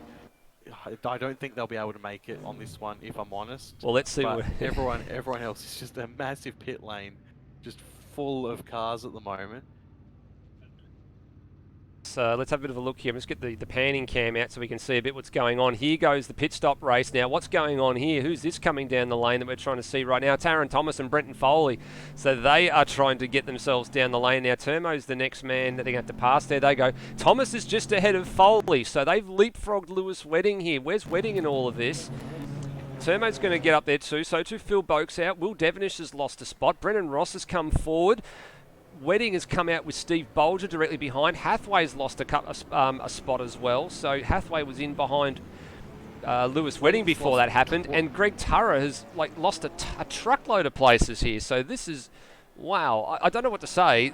We're going to have to work out exactly how all this happened. And on top of that, Ozrob, who was very much in the thick of things there, comes out pretty much plumb last. So the best way to describe this is all the people who came in on the last safety car, they came in again because they know they can try and fuel mileage it, but they didn't have to put much in. Very much like how Wedding came in earlier in the race to undercut everyone. They've all come in after a short amount of time. They've had to fuel for a lot less, so they've been able to get out ahead of Lewis Wedding. So now, amazingly, we've got Noah Turra first, Rhodey second, and they are going to have to save something amazing to make it to the end. They're going to need a safety car, and honestly, this could still be a fuel mileage race with everyone behind if there are no more safety car interventions, because there is 34 minutes left and it's 34 minutes plus 1 lap. We often forget to say at the start of the stream, it's always plus 1 lap, and that 1 lap can be what kills you. A couple of races ago, we almost had a fuel mileage race, but there was another safety car and we didn't quite get it. But this could be, for the first two, it's 100% fuel mileage if they can make it or not. The safety car's going to be in soon. For everyone else behind, this is also a fuel mileage race. So this is going to be very, very interesting. It's going to be a hotly contested remaining 34 minutes too, because everybody is now back on the lead lap. The only person not on the back of the snake, but he's going to hit the back of the snake at pace, is going to be Ozrob. So Noah Turra will have learned his lesson here from what happened last time. Zach Ross has now been disqualified, so I'm wondering what's happened there. I think maybe he might be out of position or something's happened to Zach Ross, but he's been shown the black flag and has been asked to come back in. Now Noah Turra is waiting for the line, which is there, so he now goes. So he was quite comfortably out in front. Everyone checked up. What was going on here? Behind. I'm not sure what's happened there. Yeah, something's come a bit unstuck here. Aaron Thomas, I'm not sure if he missed a gear or something's going on here, but he's gone backwards at a vast rate of knots. That puts Foley up into P3. Boak to 4th, Devonish to 5th, and then Turmo 6th. Aaron Thomas has dropped all the way back to 7th ahead of Brennan Ross in 8th. Wedding is 9th after all of that. And then Steve Bolger now finds himself in the 10, but he's fighting with Ozrob, who had a ripper of a start because he came and hit the back of the pack at speed. Noah Turra's had an issue. Rhodey's leading, but then he goes straight off the track. So Foley goes straight into the lead now. Rhodey's going to drop 3 or 4 places there. Noah Turra's going to drop... Oh, he's been run into by Phil Boakes. That's going to give a position or 2 positions to Devonish. It's going all over the place at the moment. There's this angry pack of cars. Yeah, this is a huge battle pack of cars. You know, Devonish has somehow managed to find his way into P2 at the moment, but he's been harassed by Boak. Aaron Thomas is going to be another safety car. Aaron Thomas is down the inside here. Ozrob's gone over the curve. Yeah, I think he did the right thing there. Ozrob just took to the grass to avoid the carnage that was about to happen ahead, but somehow they managed to get through here. Aaron Thomas manages to slide through into 5th place as he recovers from that very poor restart. I know we're talking over the top of each other here, Bagsy, but there's just so much going on. Steve Bolger's now on the inside of Mitch Hathaway, who's trying to wrestle back another position here along with Greg Turra. And Lewis Wedding's in the wall. Wedding, where's Wedding? What's happened to Wedding? Oh, he's gone. Is he backwards? He's back further He's down in the wall order. somewhere. I'm not sure where He is. He's gone off. Turn 3. Replay time. Replay time. We need to get this on the replay. We've had it. What on earth has happened to Lewis Wedding? This is championship changing, and the camera is just picking up what's happened here. This is the aftermath. So I'm wondering if he's had an internet issue or something. oh because no, I don't want to hazard a guess and say that he has, but something has happened to the loose SimSport number 89, and this is disastrous for this championship. Where is he? It's actually showing that he's at the wall, just around where Brenton Foley's coming to right now. So I'm wondering if he's just tried to restart the car, but pretty much Wedding's just off the road to driver's left here at turn number 4. I'm just trying to see if anybody can pick him up from an onboard camera at the moment, but he is gone. he's I think. he's back in the garage now. Wow, big fat 0 for Lewis Wedding. First DNF of the season, and at a very, very inopportune time. Bagsy, there's 3 words to describe that. This changes everything. Oh, it really does, and I'm not sure what's happened to him. It looks like an internet issue maybe, or I'm not sure. It's really difficult to decipher what's happened to his car there. Just have a look. Discord for me here. Just check in the Discord to see if he's still hanging around, because I know believe sometimes he's joined us here at the moment. Lewis, talk us through what's going on here. Yeah, just coming. Obviously, there's a restart, and coming into turn 2, their screen just went black, and then the wheel sort of spun like I'd been disconnected or something from the game. But I wasn't disconnected because I could still hear the sounds and all the cars going around. But yeah, it seems to be a game issue, or maybe there was something running in the background that shouldn't have been that caused the game to crash. And unfortunately, yeah, I tried getting back into the game, but it still just showed a black screen. So unfortunately, that 4 or 5 laps ago race is looking good, but yeah, unfortunately, it's all changed. Yeah, you're not wrong there. And look, you're not the only person that's had a similar issue happen to them throughout the course of the year. I know Dwayne Davies has had a couple of times where it's happened to him, so too Rhodey. So not sure if it's the same sort of a thing or something else going on there, but terrible, terrible luck. You were playing yourself into contention there early with the pit stop strategy as well. How was it looking for you toward the back end of the race, had you have still been in here by now? Well, that last safety car sort of screwed things up for me. Those early pit stops that I made in the first 2 safety cars really put me in a really good spot, because I was able to sort of get through the field and stay close to the leaders. And with Foley and Aaron battling at the front, when I was right behind them, I figured, you know, with 30 minutes to go, I was able to get 34 minutes or so in a tank. So pitted at the 1 hour mark, and obviously because pitted a lot earlier, figured, you know, if anything happens, I'll be able to get a jump on them at this stop. And that worked out. I had a comfortable lead and multiple position gap between them. And then... Did you think it was going to be fuel mileage anyway, based on that last safety car? It would have been tight. Speaking of safety cars, sorry to cut you off, guys. We just had another one, so I'm trying to work out what this one's for now. There's actually an incident at the final corner, so it looks like Tara has been involved in an incident, maybe with Steve Bolger here. So let's just grab this quickly on the replay and see what we can do. Sorry to cut you off, but the 5th safety car of this race now, it comes out at a different time this time. Oh, Bolger got into Greg Tara. That's what happened. So a bit of a clumsy move again from Steve Bolger. That's twice that he's gotten into somebody and caused a safety car. So that's, again, fairly and squarely on Steve Bolger. Once again, we've been denied a fuel mileage race, and I'm unhappy about it. Yeah, well, I was going to say, it would have been, you would have had to save fuel. When we pitted with about 36 minutes, you would have had to save about a lap, no, probably 2 laps of fuel, because it was about 36 minutes left when it went green. 34 to a tank, and you need really another probably 2 minutes or so after the designated time just for an extra lap there. So it would have been fuel mileage. It still might be for some cars out there, but that safety car is really probably going to make it you can drive as fast as you can to the end. Well, the strategy play here, Bags, is going to be a little bit interesting, because we saw most of the field come in last time, and the only 2 people that stayed out were Noah Tara and Rhodey. Now, Rhodey's down in P12. Noah Tara finds himself currently in P9. Actually, in fact, Rhodey's and Steve Bolger are swapping places for some reason. Now, I don't know what's going on. But what do you do here, these guys? Do they just... Do they take the gamble? Do they come in and change their tyres? I think they might have to, given they've been out there the longest, and they're probably going to go backwards anyway. But for Noah Tara, he's currently down in P9. There's only 13 cars left on the in this race. Why not take the gamble? Come in, put some clean rubber on. Both of them might as well come in and put in a little bit of fuel to get them to the end, because it was going to be very unlikely that they make it to the end, even with the extra safety cars. So yeah, they might as well have a go now, go in, get that fresh rubber, and see how many people they can pass. There's a couple. Sorry, Lewis. Before we go back to you, yeah, there's a couple of comments coming in about the safety car frequency coming out on the track. We believe that might actually be a bit of a track setting here. We have seen it once or twice before, but you're right. It is a couple of guys are right, including Scott Nolan. It is a little bit sensitive for this track for something so minor, but I believe that there's something buried in the track setting somewhere that's probably giving that one off. Yeah, back to you there, Lewis. Yeah, I was just scrolling through the field. Doesn't look like anybody's going to pit.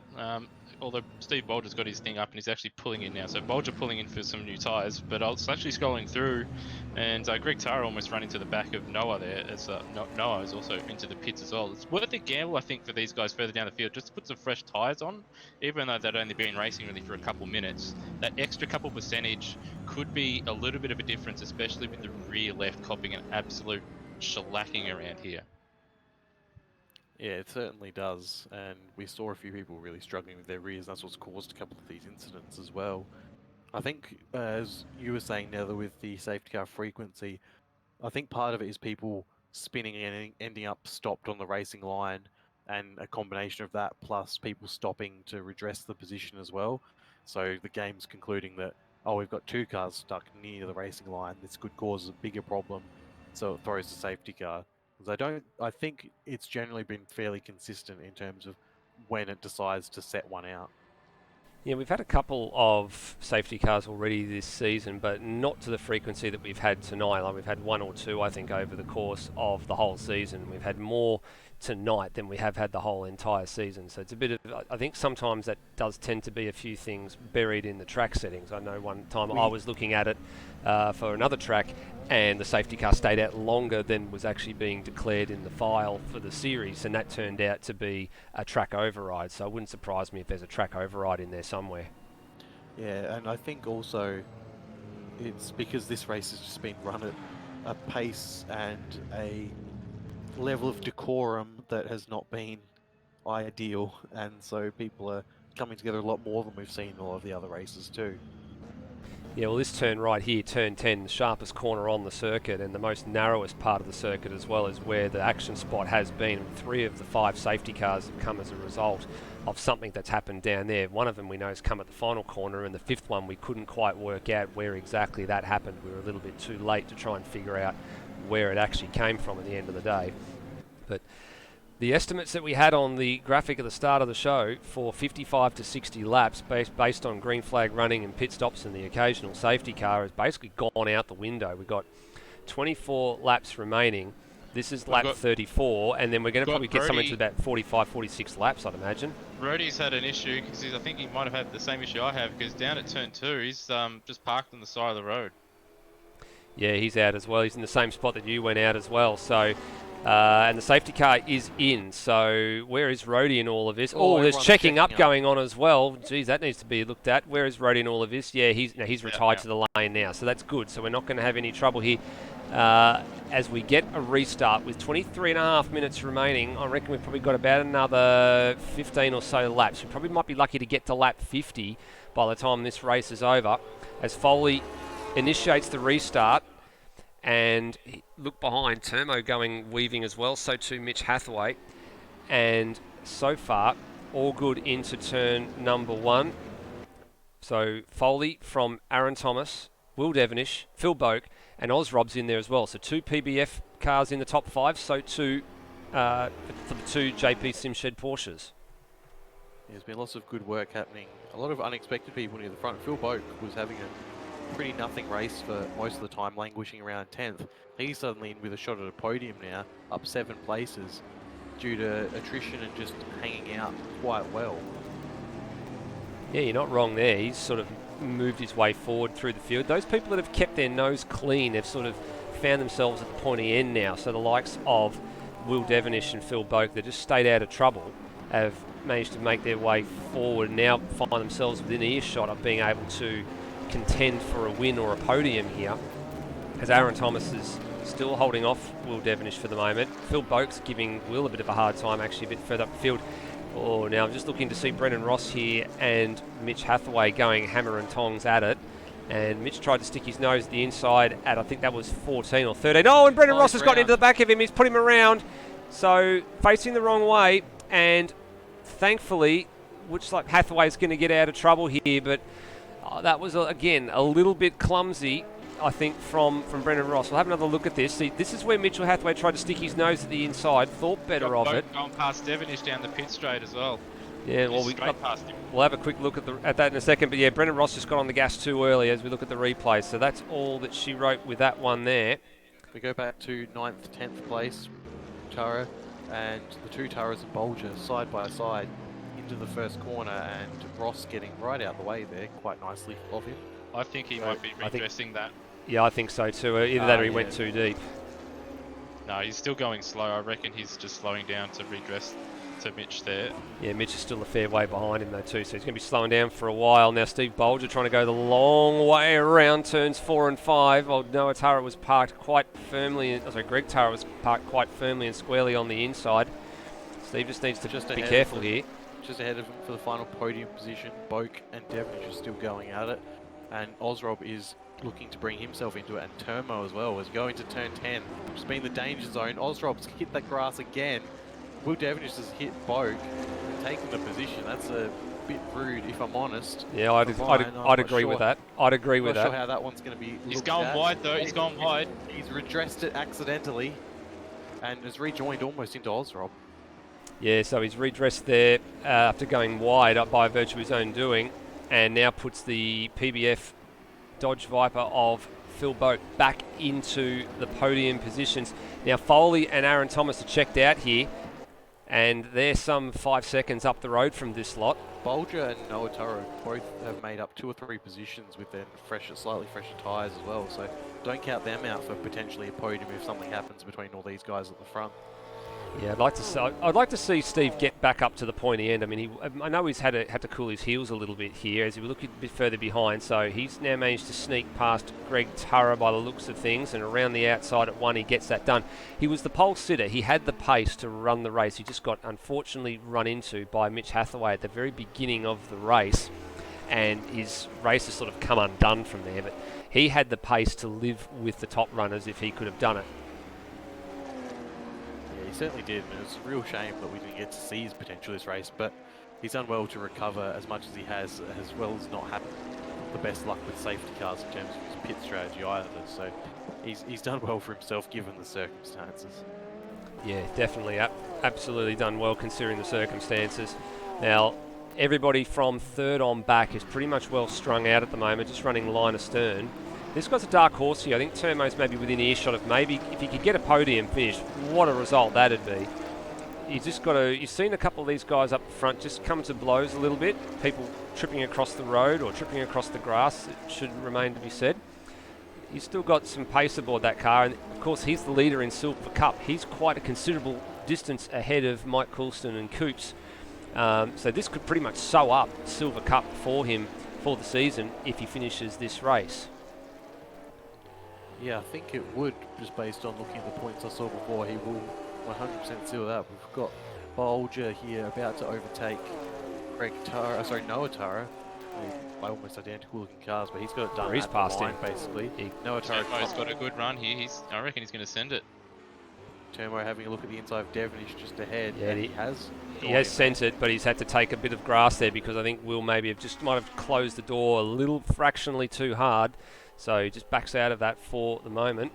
Termo running, of course, the familiar 715, which we see him run in so many of the categories here at Automobilista Australia. Supercars, TCR. Don't forget, everybody, TCR Oz coming to you tomorrow from the Adelaide Street Circuit. The final round of TCR Oz. And then a week from today, final round of the GT3 World Challenge for Season 2 of 2019 will also be a 90-minute affair around the streets of Adelaide. Just having a look, Boak is starting to gap the rest of the pack that's seeking a podium. He's got a 1.5 second lead over Ozrob, and then it's really close behind that. So a mistake by anyone here is going to cost you a lot of positions. And it's going to be very hard to get back to. We've only got 17 minutes left, and there is still a slight potential for some people with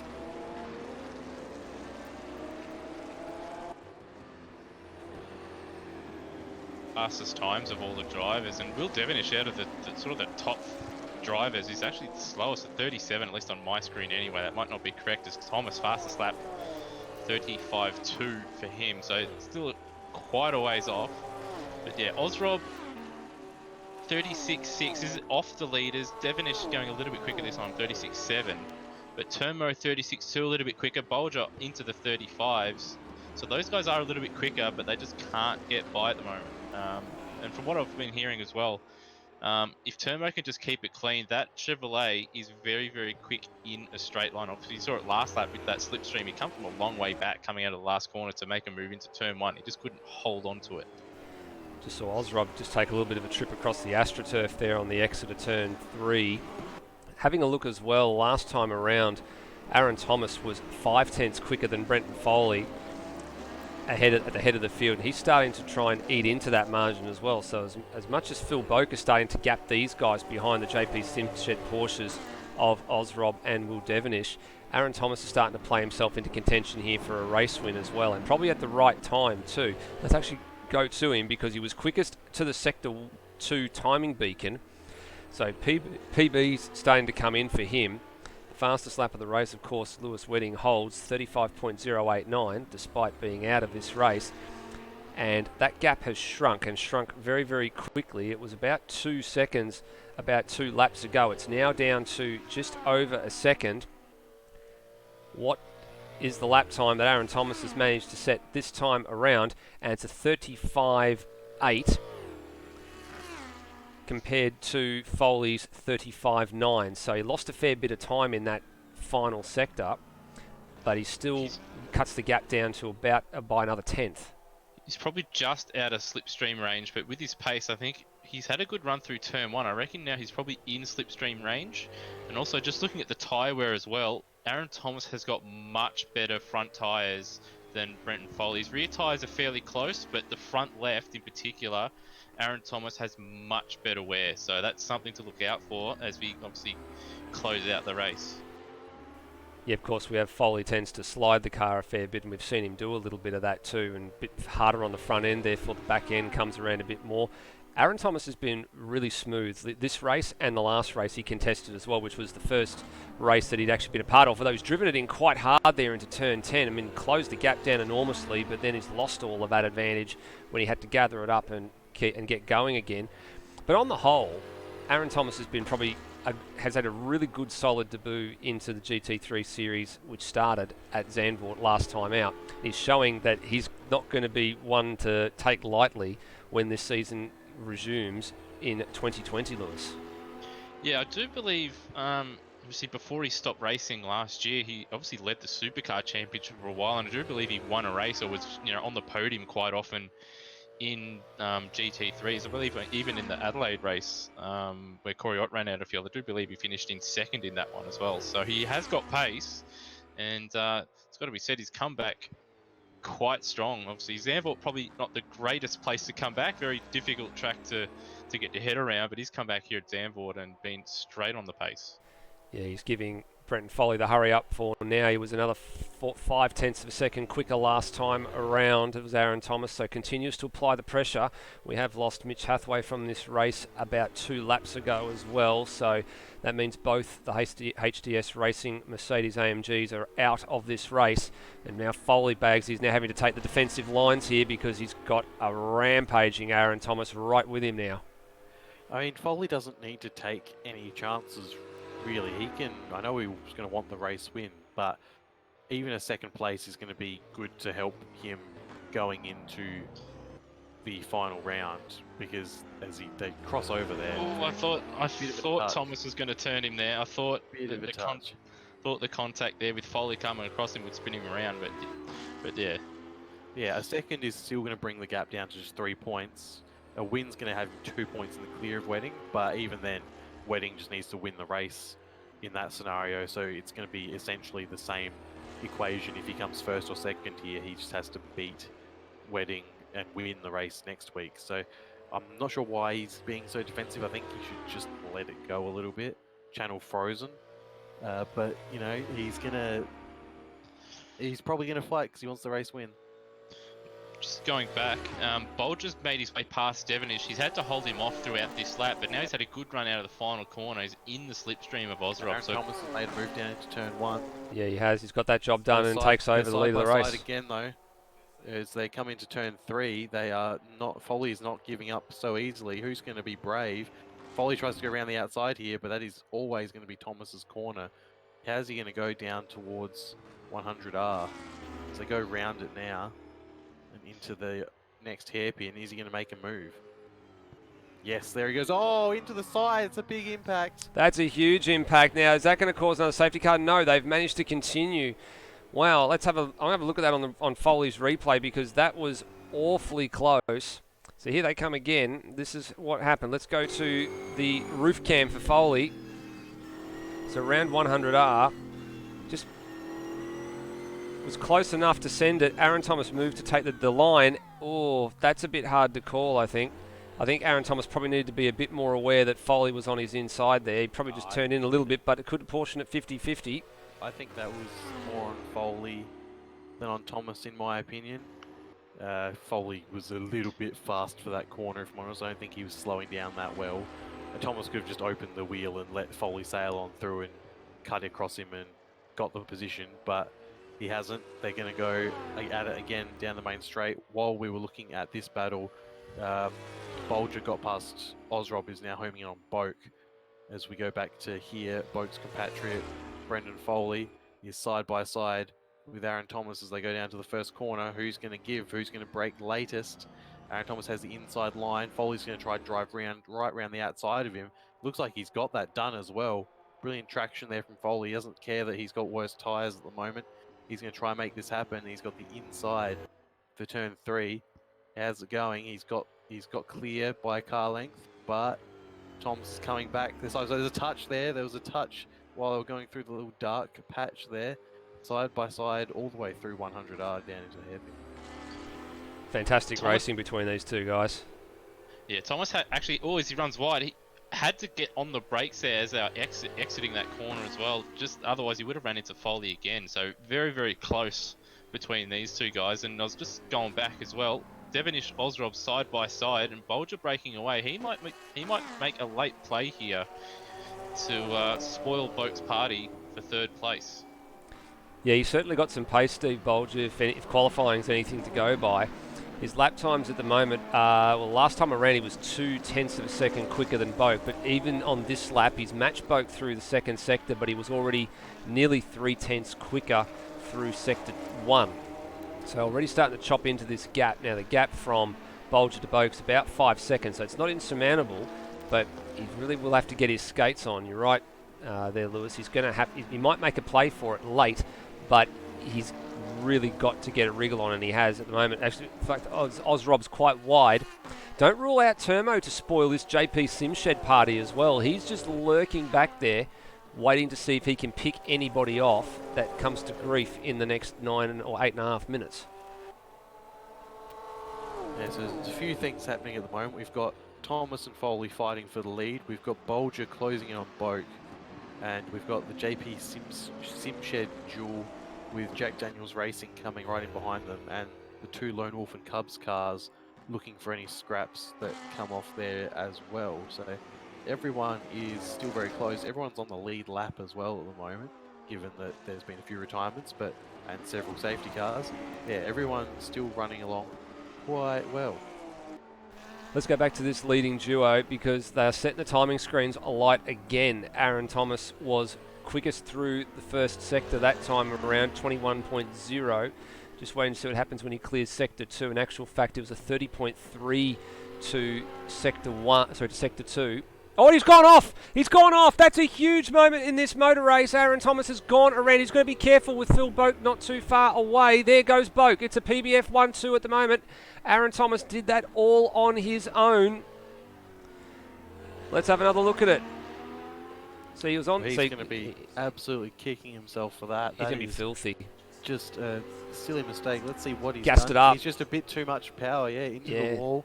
Hopefully it was light enough to not do any steering damage to him. But it is now, as you said, a PBF 1-2 at the moment. There's only a second between Thomas and Boak, and you definitely say Thomas has the pace over Boak, assuming he hasn't done too much damage to that car. Do you think he'd be past him again? But this race is now Brenton Foley's to lose. Yeah, I think Brenton Foley's got a bit of a tail gunner here with Phil Boak. He's got a comfortable margin of about 9 seconds at the moment, so he won't be resting on his laurels. He might have just wound it back a touch just to make sure he gets home from here. But this now makes the battle for P3 all the more interesting because Bolger's only 3.6 seconds in arrears at the last sector split of Aaron Thomas. Now, how is Steve Bolger going for tyres and for fuel here, Bags? Let's have a look and see what he's like compared to Aaron Thomas. How's it actually fair? A lot better because he came in at that last safety car for fuel and tyres, so he's doing very well. Well, let's keep an eye out for that one. Lewis? Yeah, I'm just having a look now. He's got much better tyres. He's got much better tyres than Phil Boak, and Phil Boak's tyres are a bit worse off than Thomas's. So I think Bolger now, he's probably got a decent shout because obviously Boak and Thomas are going to be battling it out. And as we've seen around this track, when people start battling around here, it does cost a lot of time, especially in that last sector. So Bolger would just be hoping that Aaron Thomas just creeps up onto the back and starts making some moves on Phil Boak, and then Bolger should see that gap between himself and second and third come down quite a bit. Speaking of battles, this one's not over either. Turmo is still stuck to the rear end of Ozrob's Porsche like glue. And now can he get a good exit off the main straight, or off the final corner rather, onto the main straight?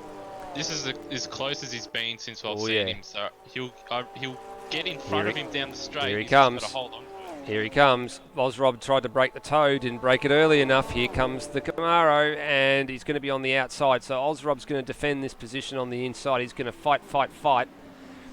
And Turmo's going to hang with him. And Ozrob leaves him just enough space and not much more.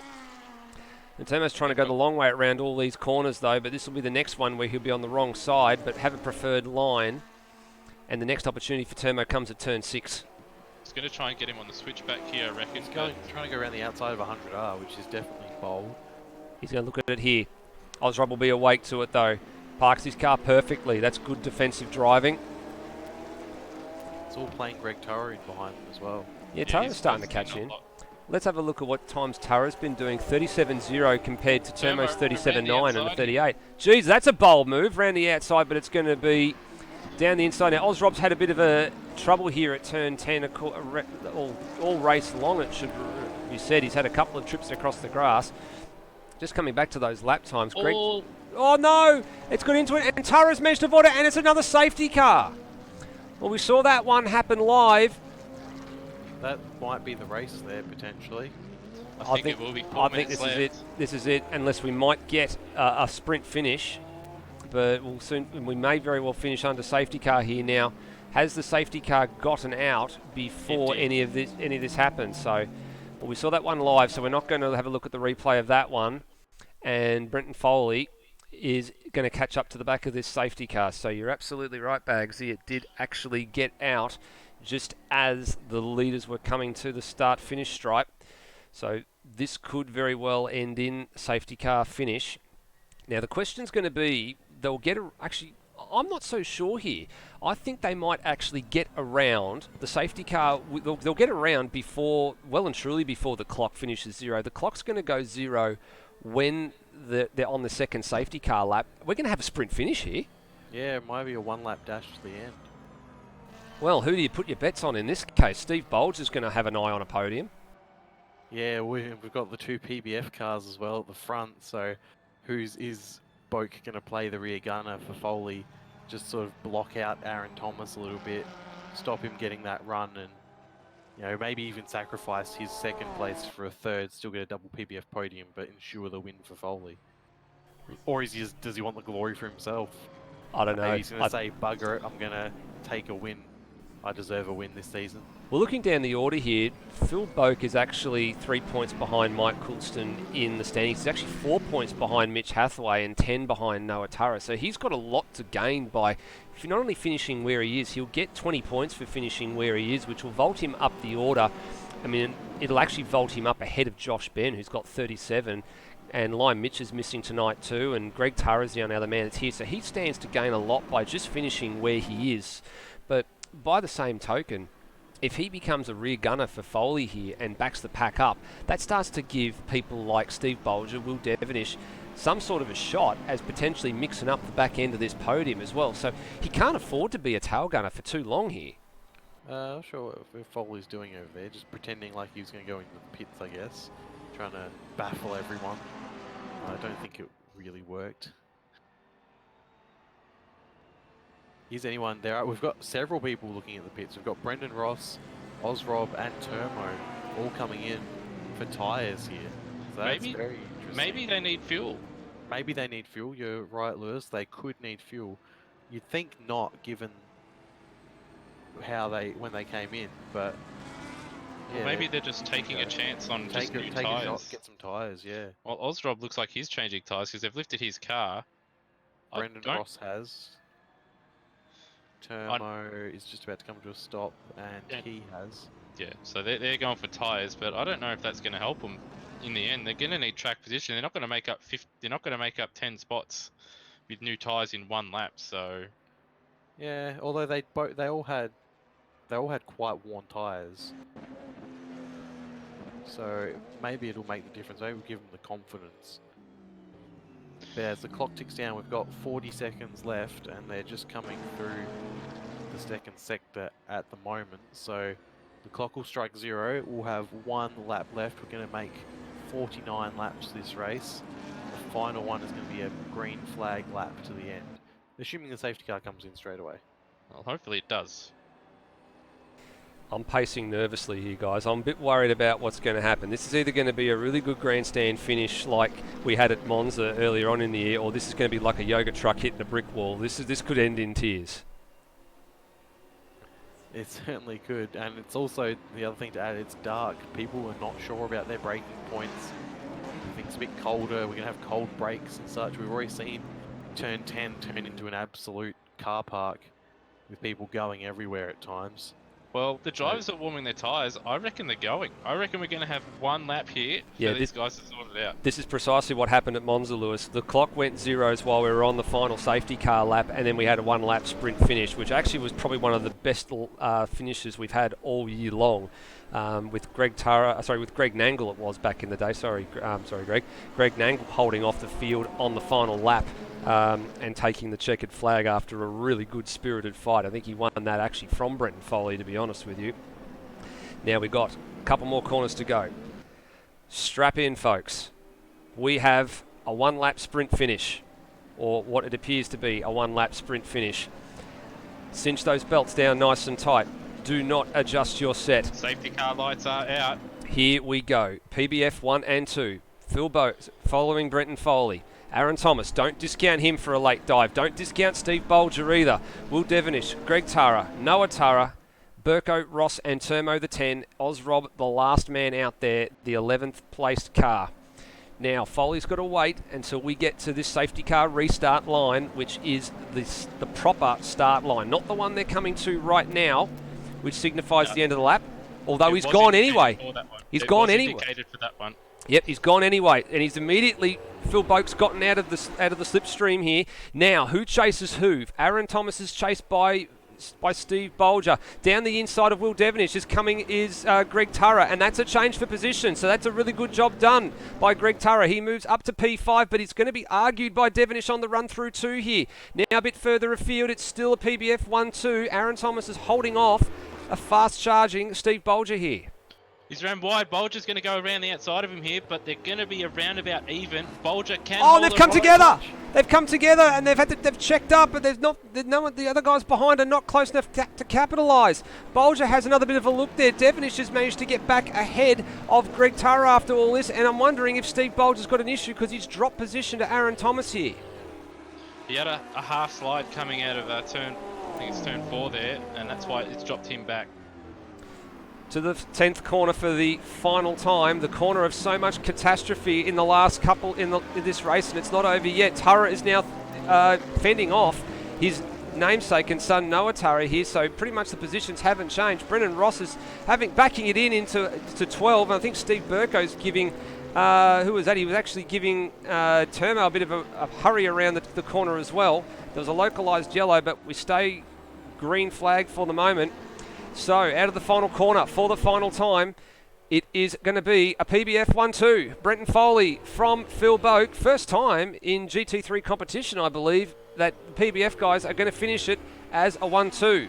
So 25 magnificent championship points for Foley, 20 for Phil Boak. Aaron Thomas will stand on the podium for a while. Oh, and Steve Bolger's had a big off. Now, I'm not sure if he's just done that in frustration or not, and a few others have done the same thing. Yeah, Greg Tara did the same thing. Replay of Tara's across the line and Brendan Ross. They were very close together. Let's see if we can pick that. that. Came across the line. Let's see if we can put that up on the replay. Here we go. So here was Greg Tara, all a bit further behind. Back behind that, yeah. Here we go. Here's the replay you're talking about, Bagsy. They all got across the line. The line was a bit back a bit further. I think everyone was just having a bit of fun at the end there. But if we can see, I'm not entirely sure who got across to where and how close it was. But I think provisionally we've got Brendan Ross, then Tara, then Termo, but I'm not sure exactly who was where. Yeah, it's we're looking. Tara, Ross, and then Noah Tara. Yeah. So there we go. Yeah. Greg Tara getting home from Brendan Ross and Noah Tara. So that was a late change of position there between between Brendan Ross and Noah Tara. But for the first time, I believe, in competition, it is a PBF 1 and 2, and this man, Aaron Thomas, is going to stand on the podium for the first time in a very long time, and that is a great thing to see. He'll be a bit disappointed that he didn't get that second or that shot at the lead after that mistake with only about 10 minutes to go, unfortunately. But he still managed to get a podium, and he'll be content with that, I think, as we wait for they're all starting to arrive. PBF guys to join us, coming in from their own Discord channel. They will be here soon, and hopefully we get Aaron Thomas up in here as well to have a chat with us. Yeah, Aaron Thomas just below us in the Discord as well, so waiting for him to arrive. But he had the pace to live with those guys all race long, which was really great to see.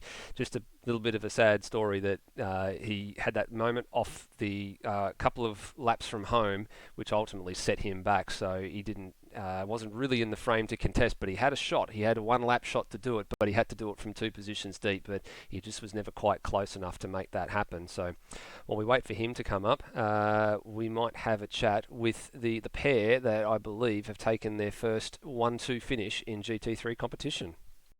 Yeah, we've got Brenton Foley and Phil Boak both here with us. I've got to say, we just talk to both of you at the same time. I'm very impressed with Boak's race. No, not to take away from the win from Brendan Foley, but Boak with a brilliant drive there from a fair way back down the field and just keeping everything clean together. Yeah, we're pretty sure it's your first 1-2 between you guys. How was that race and how was that final lap? Yeah, thanks, man. Final lap was a bit hairy. First 1-2 in GT3, I think. But yeah, no, Yes. it was weird. I didn't expect that coming to this race because minimal practice. Not really a big fan of the track. Really struggled here last year with the WEC. Yeah, stoked, so stoked. I would assume we're leading teams championship now. You know, with Lewis out, Brenton should be leading the drivers' championship. So that's a win all round. Was it agreed upon beforehand that you guys were not going to fight each other after that first safety car and just do everything to get the 1-2? Or was there a little bit of like, oh, maybe you can have a go if you want to? Nah, never a conversation. When it comes to these cars, Foley's got me covered comfortably. So I sort of I go with him. There was no threat from behind at all, really.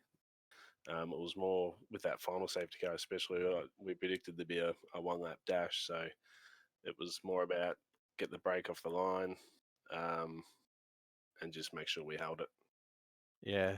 for sure. Brenton, you had a pretty good race and at the front most of the time. When you saw the wedding was out of the race, did you consider just letting Thomas go and not really fighting him, or were you pretty keen on getting the race win anyway? I always want the win. I've found that in most series, if I ever back off just the tiniest bit, that's when I make mistakes. It's a skill that I currently don't have, is driving at 98 or even 95% without making mistakes. So it was driving at 100% the whole time. And yeah, I definitely, as soon as I saw there was out, if with the opportunity with the win, I definitely wanted it. That's fair enough. Well, very good job to the two PBF racing team guys, and yeah, well done on your 1-2. Thanks, man. Thanks very much. Bring it our third place driver, Aaron Thomas, who in his only his second GT3 race has done quite well for himself to get on the podium. Was fighting for the win for most of that race, a good 75% of it. We saw with about 10 or 15 to go, you had an incident. Did you just gas it up a little bit too much into the wall there? Yep, just too much throttle. That's fair enough. That's unfortunate. How'd you feel for the rest of the race, though, in terms of fighting with Foley and Lewis Wedding for a while? Yeah, it was really good. Foley was really quick, very hard to keep up with him. But yeah, just gave it a go. But yeah, he was just too quick, so not my day. So it was a good drive. That last safety car restart with the lap to go, were you thinking about attacking the guys in front, or were you more worried about an attack from behind? Um, I was ready to give it a go, but I had a little bit of damage from the moment earlier, and it wasn't turning well. So I just thought if I had a chance, I was ready to go, but I never really. It wasn't turning well, so it was probably not a good idea. Just finishing third was probably. A very good race run anyway. It was very enjoyable to watch you having those battles. We will go back to Nether now, who has the points ready to go, I believe, our updated points, and oh, the stories they tell. Yeah, indeed. Oh, the stories they tell. Now, the one thing that we do need to take into consideration with this, of course, is that there's probably going to be a fair bit of stewards' review that needs to happen. Of course, we did have the 6 safety cars. Some of them were, or most of them were as a result of contact. There was one, I believe, that was caused by someone doing something all on their own, but I dare say there is going to be a fair bit of review in this. So these may change. So as it stands, the Lewis Wedding DNF has resulted in a 25-point swing to Brenton Foley. So it's gone from a 22-point deficit to a 3-point advantage heading into the final race next week. So that is the big battle we're going to be focused on, of course, next week. Now, Brenton Foley's win, unfortunately for Will Devenish, means that he is no longer in the championship hunt, but he does have a big, serious threat behind in Steve Bolger. So Bolger finishing ahead of Will Devenish there closes that margin down to just 7 points going into the final race of the season as well. So that's something to keep an eye out on. Ozrob maintains P5. He's 11 points ahead of Termo, who has sewn up Silver Cup as a result of the finish tonight. He cannot be bested for Silver Cup honours, and he's 6th outright overall, and is fighting with Greg Turra and Phil Boak. So those 3 guys just separated by 11 points all up coming into the next round in Adelaide, and then finishing out the top 10 positions is Noah Turra with 40 points, and Josh Ben, who didn't race tonight, Noah Tara with 38, and Josh Ben with 37. So still all to play for a number of drivers next week, and even Lime Mitch is just outside the top 10 with 34, so even he could get in there and mix it up with a number of drivers as well. So again, subject to penalties that may be forthcoming between now and the beginning of next round, but nonetheless, Bagsy, sets up for what should be a very, very thrilling finale to GT3 World Challenge 2019. Yep, and it could go either way, and it's essentially just going to be a straight out fight between Foley and Wedding. They're going to be winner takes all, which is a bit unfair to Wedding almost, given how much he's dominated this championship. And he's got unlucky with the DNF tonight due to technical issues, and yeah, it's going to be unfortunate for him, but we'll see how things go next time out, next week in Adelaide. Next time out, absolutely. Don't forget as well, guys, next time out in Adelaide, if we go back to our GT3 calendar, there it is for you. It is next week, 8th of December, the 90-minute race to finish out the season. Going to be the same thing that happened tonight. It's going to be a afternoon to nighttime transition around the streets of Adelaide. And of course, tomorrow, don't forget the final for TCR Oz, which will be broadcast on the Automobilista Australia channel. That is also another Adelaide round to be coming up. And that will take us up to the end of our season's racing for 2019. We will leave the broadcast there, and we will see you in a week for a grandstand finale finish around the streets of Adelaide. Please drive safely until then. We will see you next time. Bye for now.